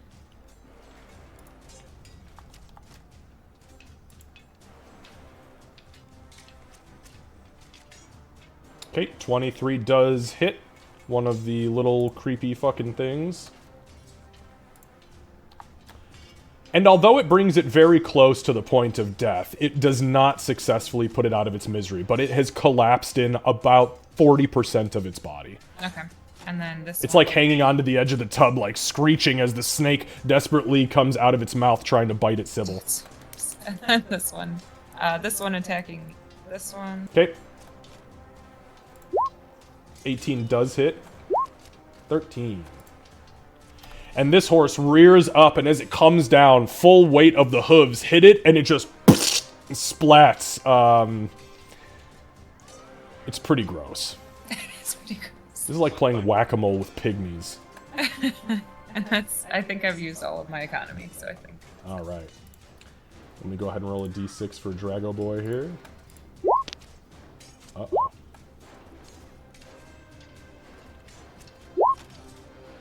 So, the dragon, seeing the room kind of turn here, breathes in deeply, and as it does so, is going to blast a beam of electricity.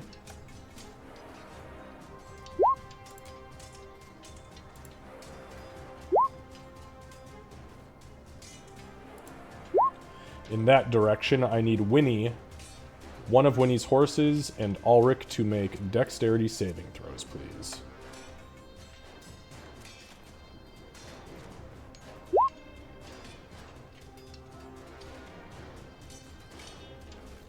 I'm also going to use Favor by the Gods to add 2d4 to it. Okay. That is an astute fucking decision, sir.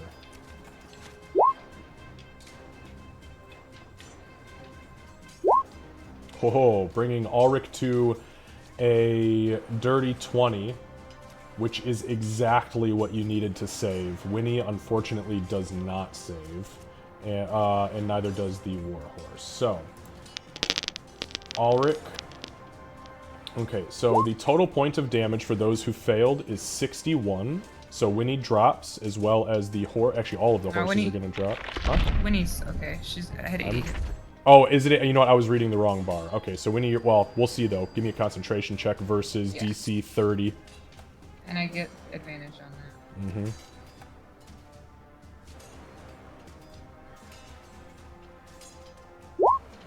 Yeah, that is so.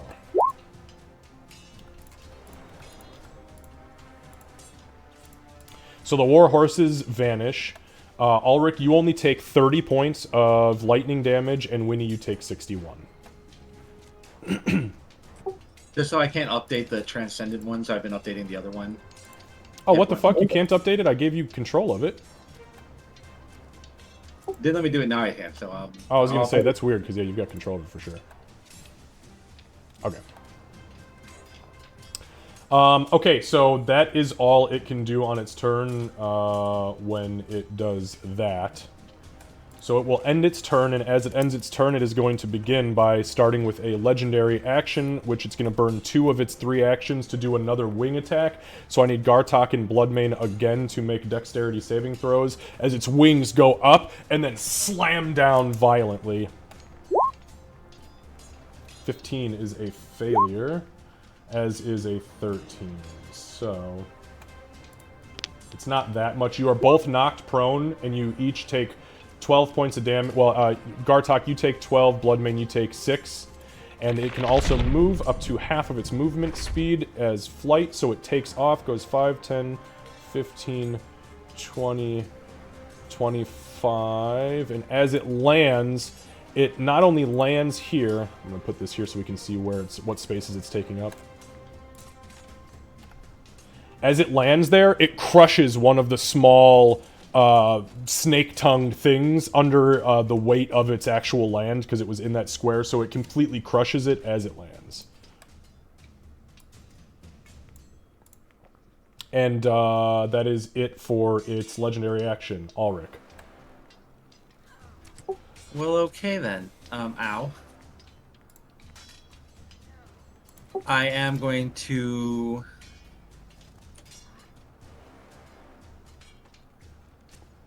I'll look up how many sorcery points it is. It's 2... Okay, so I'm going to burn 7 sorcery points to twin spell Cure Wounds on myself and Winnie.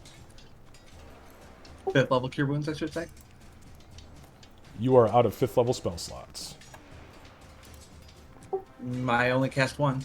Nope. Dispel. Dispel, buddy. See, I clicked with a spell and it didn't...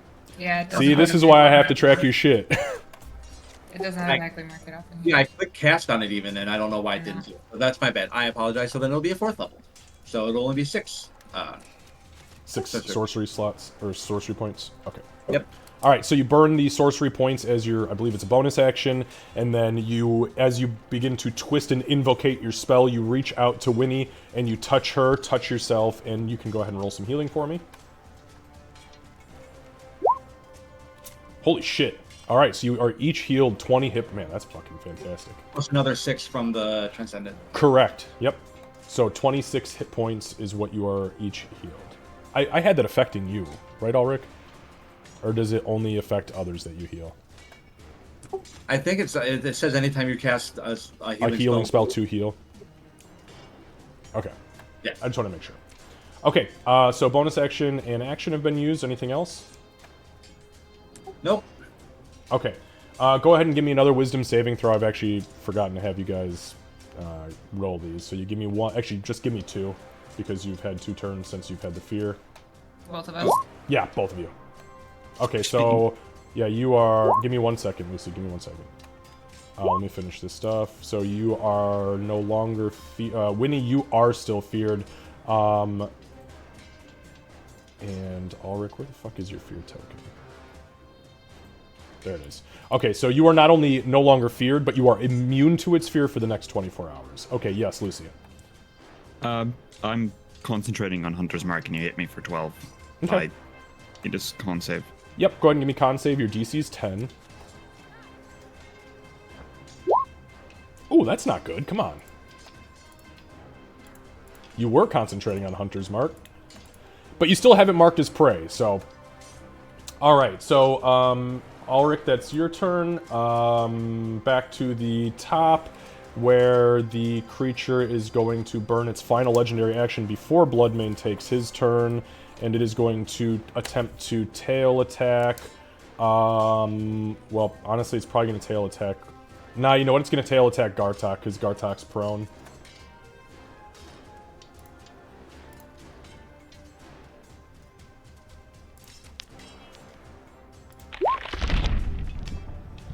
I was hoping for that dirty 20, but I'll take a dirty 30. So it definitely hits. And the tail strikes you, Gartok, for 17 points of bludgeoning damage. Smacks him into the ground. Bloodmane, your turn, buddy. Okay.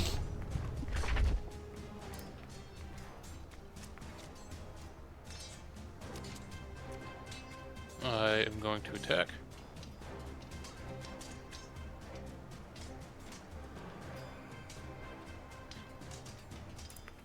All right. 13 does not hit, nor does the 16. As my bonus action, I'm going to move my tentacle up and make the attack with it. Okay. Kind of like splashes down into the ground, and then there's another small whirlpool.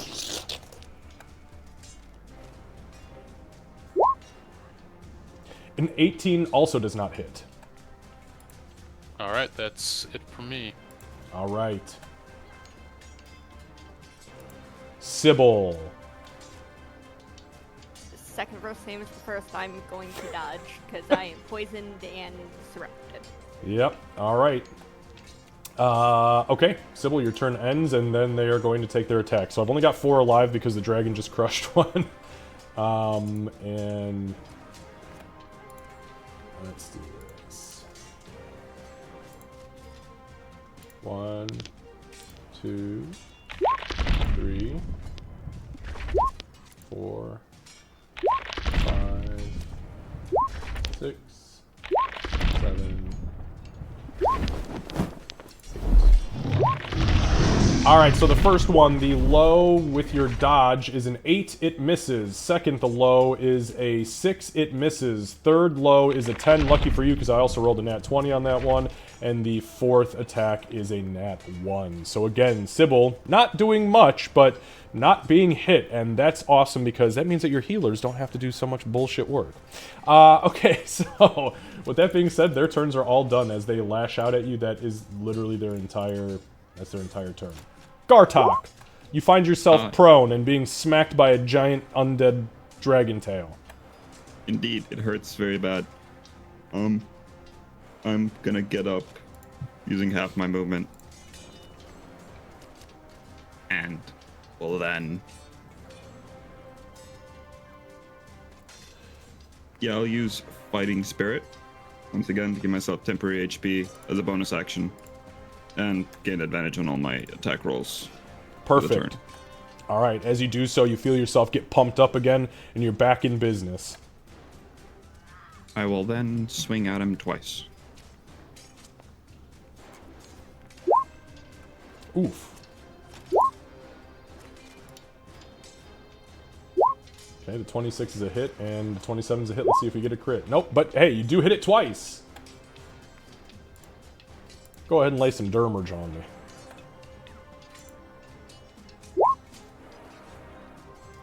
So that's 11 for the first one.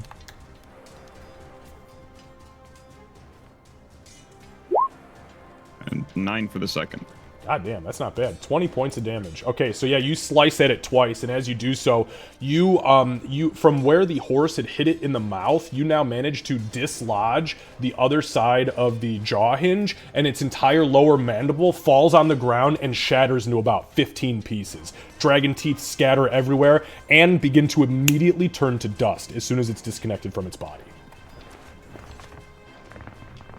Well, Gartok's gonna turn to dust if he lightning strikes or hits him again, so... That's true. Alright, Winnie. Okay, so I am going to use my bonus action to put the unicorn totem right here. Okay, give me one moment. That's a 30-foot radius? Yes.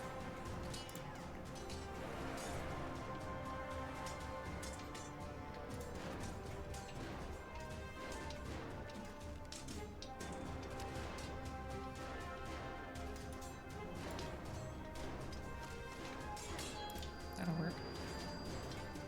Give me a sec. Gotta refresh again.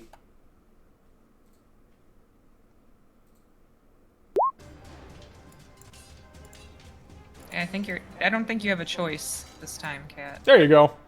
How's that? Look good? Okay. Yeah. And then I will use my action and my last 5th level spell to cast Mass Cure Wounds. So everybody instantly gets 12 points of healing plus Fuck. 20, so it's 32 points of healing to the entire party, and the Holy tentacle fuck. included if it has hit inside of others. It's not been touched either Okay. way. All right, so as the pulse goes off, Winnie, with this incantation and this... You guys are used to seeing this teeny tiny unicorn spirit. As she conjures this thing and it bounces around the room, it literally takes on the shape of a medium-sized, like, young horse version of a unicorn. Spectral still in nature, but it is jumping and kicking off the walls like a goat going up a fucking steep mountain face. And as that happens, the incantation for Mass Cure Wounds concludes. There is a burst of energy that radiates around, and literally your wounds just melt off of your body. For the most part. Let's not get ahead of ourselves there, Gartok, but... Alright, so... Not turning to ash just yet. Yeah, not yet. Alright, anything else, Winnie? I don't, with frightened, I just can't move closer to it. I don't feel like I have to run from it. Is that correct? That is correct. Okay, so I'm gonna move this way, and that's it. Alright, it is its turn. So it is going to roll a d6. Oh boy.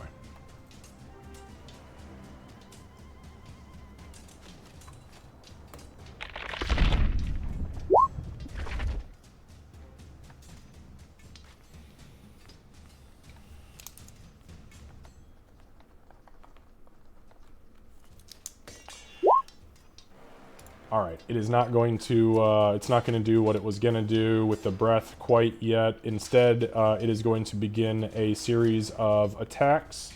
The first attack is going to be a bite, and that is going to be against Gartok. May I roll my wisdom saving throws at disadvantage? Yeah, go ahead. Thank you. Okay, that's a 32 to hit Gartok. Okay, you have saved successfully.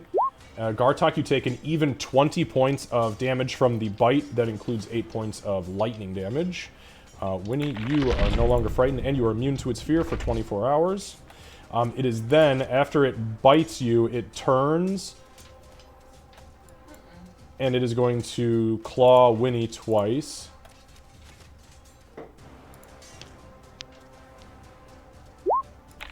That's a 25 to hit, and a 19. So the first one is 14, the second one is 11. That is 25 total points of slashing damage as it claws you. And then, since it did not use its frighten, it will use its tail instead, and it will sweep back around, looking at Bloodmane and Gartok, and it will hit Gartok with its tail, or try to. And that is a 19 to hit. And that is for 16 points of bludgeoning damage. It then ends its turn, but it is now going to use 2 legendary actions for its wing attack. I need Ulrich, Winnie, Bloodmane, Gartok, Sybil to all make dexterity saving throws.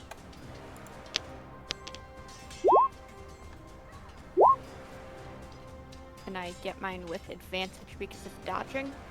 I don't think that's affected by exhausted. That is a saving throw. You make it at a normal roll because you are poisoned.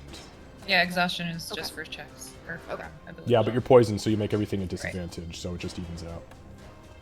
Alright, dexterity saving throws. So we've got Winnie is holy shit, we're doing good. So Gartok is a success, Winnie is a success, Sybil is a success, Bloodmane and Ulrich are failures, you two are knocked prone, and everybody takes 10 points of damage, except for Bloodmane, which is reduced to 5. Alright. Also...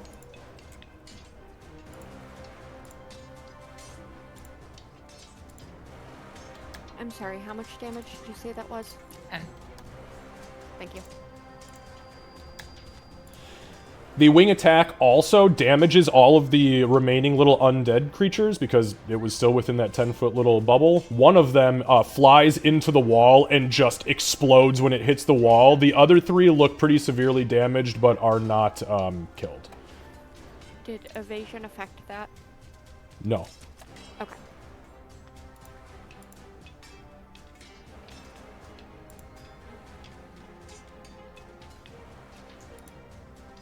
Okay, so we're going to Ulrich. Okay, I'm gonna shift over just a little bit here. And I'm going to use Ulrich, a... I'm assuming hang on, I'm assuming you used half of your movement to stand up because you were knocked prone. Oh, yes, sorry. Okay, I'm just making sure. Yeah, I'm just making sure. No, crawling. I'm just gonna crawl over there. No, yeah, half my movement, get up, move 10 feet over. I'm gonna use a bonus action to cast a 4th level spiritual weapon. Ooh. And what weapon would you like? Let's do a Macy Mace. Okay. So you mutter your incantation, and as you complete the incantation, you quickly hold your finger out. Oh, that's big. Hold on. I mean, yeah, I upcast it, but not that much.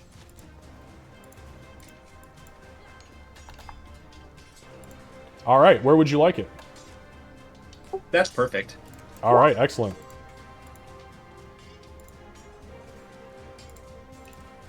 I have given you control of it, so if you do want to move it, it is all yours. So the spiritual weapon appears, and then I believe you can immediately make an attack with it, correct? Yeah, it did it Oh, already. it did it not? Oh, okay. Oh, you did do good. You hit it, yeah. Okay, so 10 force damage. And then, as my action, since that's a bonus action spell, I can only cast a cantrip, so I will do a Sacred Flame, so a dex save of 17.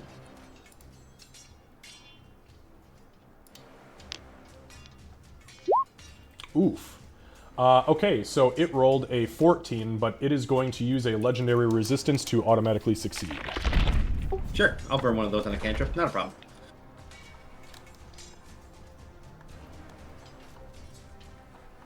And then that is it for me. All right. So, all the way to the top with Bloodmane. However, he will use his last legendary action in between those two turns for another tail attack, and he is seeing now that Gartok is being beaten down, and he is going to utilize that moment of weakness to try to put him down permanently. So, Gartok, he's going to attack you with its tail, and that is a 32 to hit, and that is for 16 points of bludgeoning damage. I am done. All right, go ahead and roll a d20 for me, Gartok.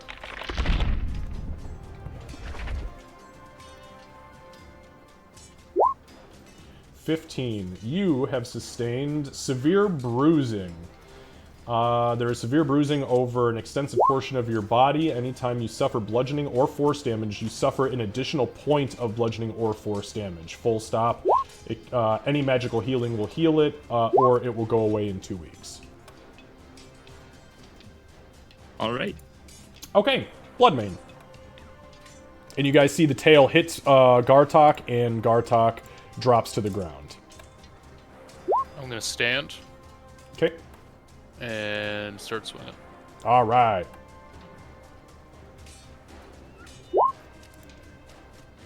God damn. I need a hero. All right.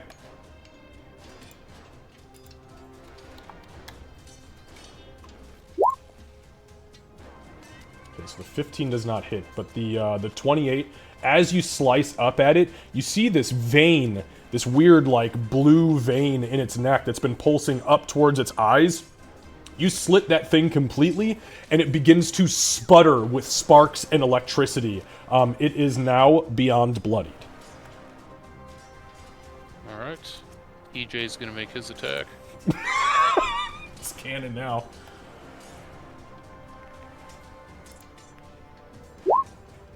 Oh, TJ, come on, man. The little sloppy The tentacle Tej. action. Tej. Okay. So that is going to bring us then to Sybil. Since there's no longer a second one there, if I disengage, can I get through that square and go, like, towards Gartok? You can do anything you'd like to try to do in the world of Dungeons and Dragons, but there is an almost 4 and some change foot high copper tub surrounded then I by can't. a giant Yep. dragon and undead. Yeah, no, that's fair. But I'm never going to stop you. You can try it. You just might get a swipe along the way. Okay, she's going to try, she's going to disengage and try, bonus action disengage and try and acrobatics so her way past that tub. Okay, Yeah. so go ahead and give me an acrobatics check as you try to vault yourself over Yep. the large copper tub filled Disadvantage. with a corpse and blood. Holy shit, disadvantage is a, Jesus Christ.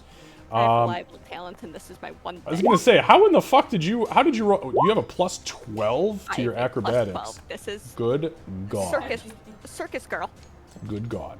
Okay, so, yes, as you do so, now mind you, you are yeeting yourself over this fucking thing and through the nastiness that is the aura of this dragon. And you do so successfully, dodging, or disengaging, so you are not taking attacks of opportunity.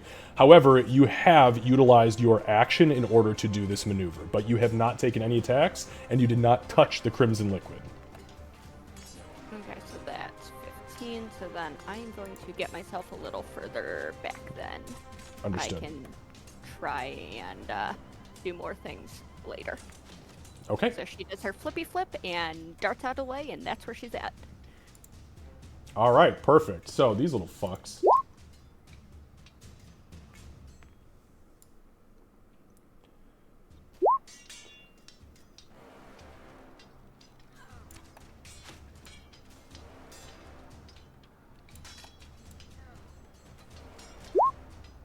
Rude. And they're fast as fuck. And they don't give a shit. They all clamber into the tub of this crimson liquid and just paddle across, pull themselves out, and just... And that was not them dashing.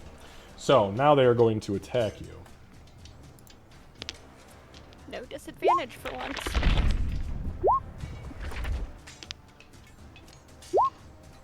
Alright, so still only one successful hit. We're gonna uncanny dodge.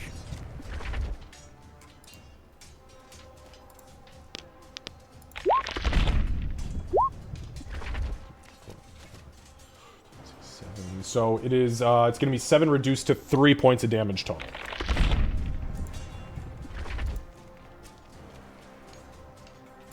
Alright. So that ends their turns. Gartok. I went to grab a drink. Oh, okay. That was bad timing. That was terrible timing. Well, we're going to move past him because he's dying right now, so, Winnie? Yes, so, Winnie is actually, let's see.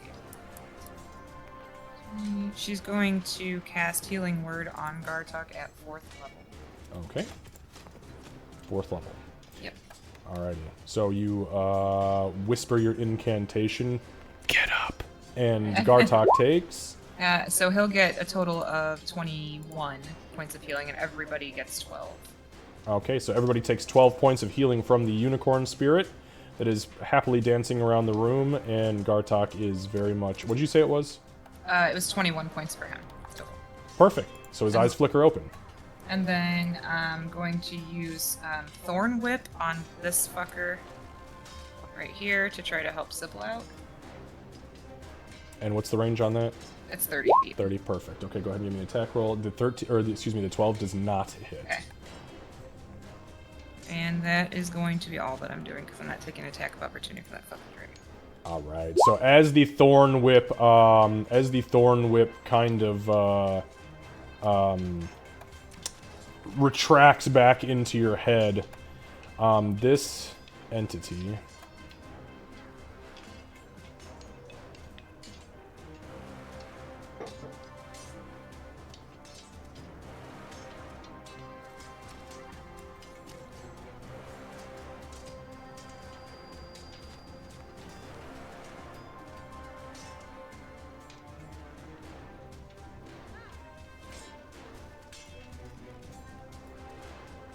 So it kind of backs itself up. Bloodmane, if you would like, you can take an attack of opportunity against it. Gartok, you can technically do it now that you have come to consciousness from Winnie's healing word. However, it's going to be at disadvantage because you're prone.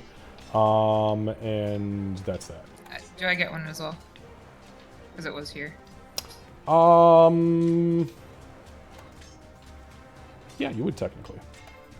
Thank you. Okay, so the 14 misses. Just to be realistic, she'd probably just use Thorn Whip on it because that's what she used to do. So. Are you a Warcaster? Yes. Okay, just want to make sure. Okay, so 12. The 12 does not hit, and the 23 does hit. So that is 6 points of piercing damage. Magical piercing. Something, I guess. All right, perfect. So as you kind of rear back with the Thorn Whip on the little guy, you then see the dragon moving, and before the incantation is complete, you throw your head over to the right, and the vine lashes against the dragon. As it lands, it takes a very, very deep breath.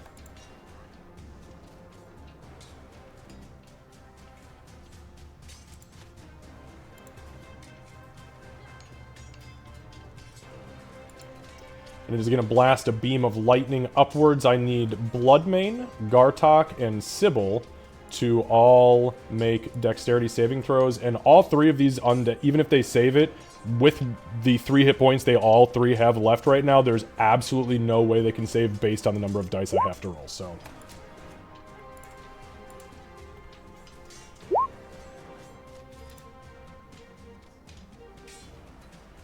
Does being prone give me disadvantage? it does against dexterity saving throws. Actually, hang on.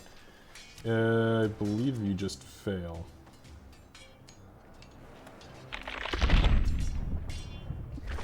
Oh, no, you don't have disadvantage on dexterity saving throws.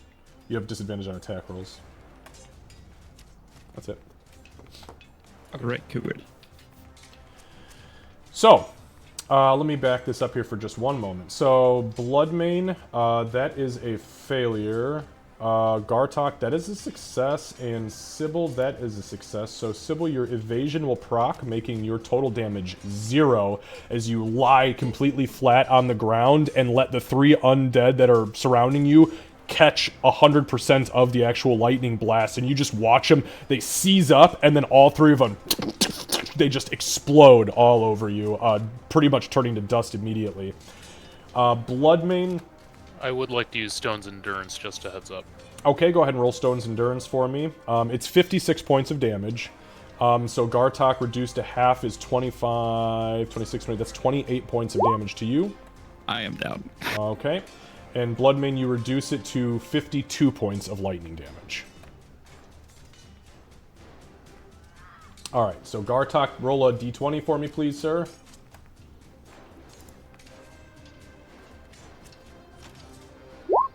Oh, one higher than last time. Let's go. 16, alright. You have muscle spasms, so you have disadvantage on all dexterity checks. Full stop. Takes 2 weeks for magical healing. So is my last one healed when Winnie healed me up? Yep, it was any point of healing that touched you. Alright, so Gartok drops to the ground again.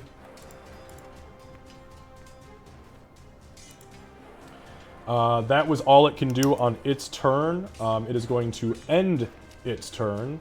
And as it does so, and we're just working through the rest of this round, and then once we get to the top guys, we'll be good. So it's going to burn 1 legendary action immediately, and it's going to make a tail attack against Winnie.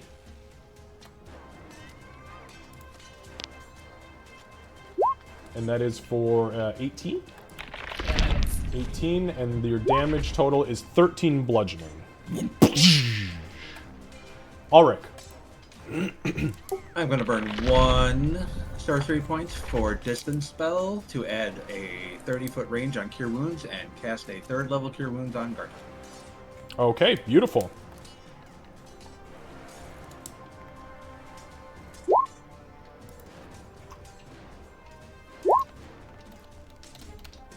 And add another 6 on top of that, so 18 total healing.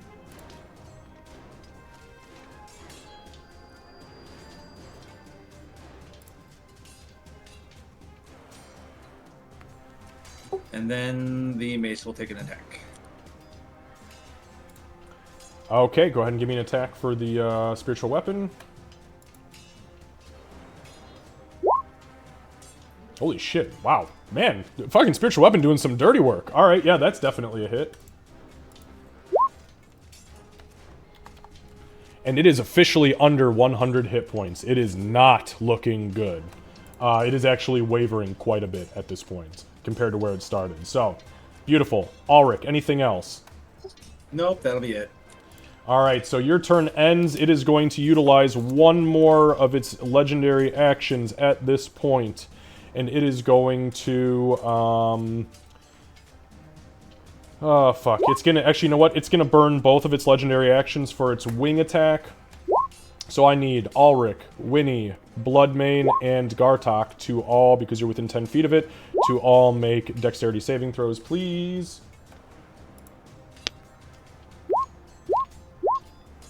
Alright, so, Ulrich, that's a failure.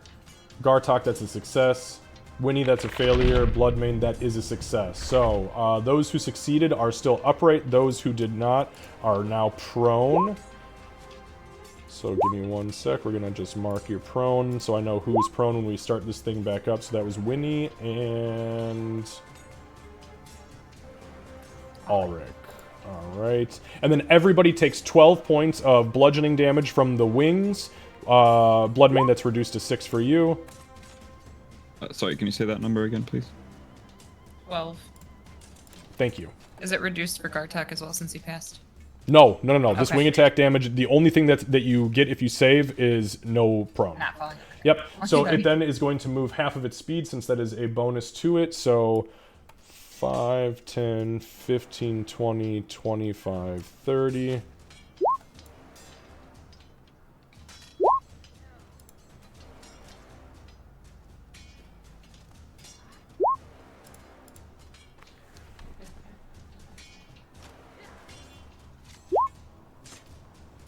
All right. So that is it. It is the end of the round, you guys. We have fought through 7 rounds of combat against this thing, and you have successfully brought it down to a point where it is not looking fucking good. So we will pick up here next time at the very top of round, going into round 7. 1, 2, 3, 4, 5, 6. Yep, going into round 7. Since it's 2:04, we'll go ahead and call it here. We do have a game coming up. I believe we decided it's going to be the 3rd and the 17th, I think is what we were looking at for February. So we've got just and that, just to clarify, that is good for everybody still, correct? Yep. Okay, cool. All right, perfect. So February we will call the 3rd and the 17th. That means you guys, we will see you back in 2 weeks, and then we will see you again 2 weeks after that. And yeah, this is a fight. Indeed it is. A question. Yes. So we've been kind of, the past couple have been every other week. Is that something that it would be better to like tentatively plan for? Because that's just how it's been working out, holidays notwithstanding. It's ideal. It is ideal, and it is how it's been working out, but I don't know if that's necessarily going to always be the case, because we have 6 individuals who have 6 personal life schedules, which include birthdays, holidays, family get-togethers, work-related things. So, yes, I would love for it to just be like, yeah, just every other week we'll call it a done deal, but it's just not how it works, so... If it does end up being that way, then March may be worth looking at 3, because that would be the 2nd, 16th, and 30th. She was just looking for Oh, you're just... I love it. God damn it, Kat. I was wondering where you were going with that. Just saying. And also, it's nice to be able to, like, tentatively pencil stuff in. Yeah, definitely. I mean, you could probably safely do it because that's just how it's been, but, you know, it was way different when we only had 1 game, because it was, like, all over the damn place. Sometimes we'd go 4 weeks, sometimes we'd go 2, sometimes it'd be back-to-back, so, 6. yeah. Well, I have, like, real people PTO now, so I'm, like, trying to plan future, potentially going out of town stuff, so kind of looking at that, too. Oh, yeah. On a side note, I have 2 things. One, I don't know if we set it up for like the 22nd-ish. I'm going to London to see if I can get my American visa. Woo! Oh, shit, nice. Basically from the 22nd to maybe the 24th, depending on how long I can stay or need to. For February? Yeah, no, for March. Oh, for March, okay. February, I'm free. I might not be available. On a side That might note, be the off weekend. yeah, On a side note, I have a funny story I said earlier about you gave Bloodmane a talk to patron thing. Yeah. Well, Bloodmane earned it, but yes, I guess I gave it to him. Yeah, you did. My friend made like this homebrew campaign based on an anime he watched, and it had a lot of freedom and stuff, and sometimes me and the other players would get carried away and forget what we're supposed to do. So he invented this system called the 5 yen system, where if we get lost, we can toss 5 yen into the air, and then it disappears, and we get to ask the DM, or as we called it, God, what we have to do. Oh my god. And he'll That's remind actually kind us of of what cool. we know.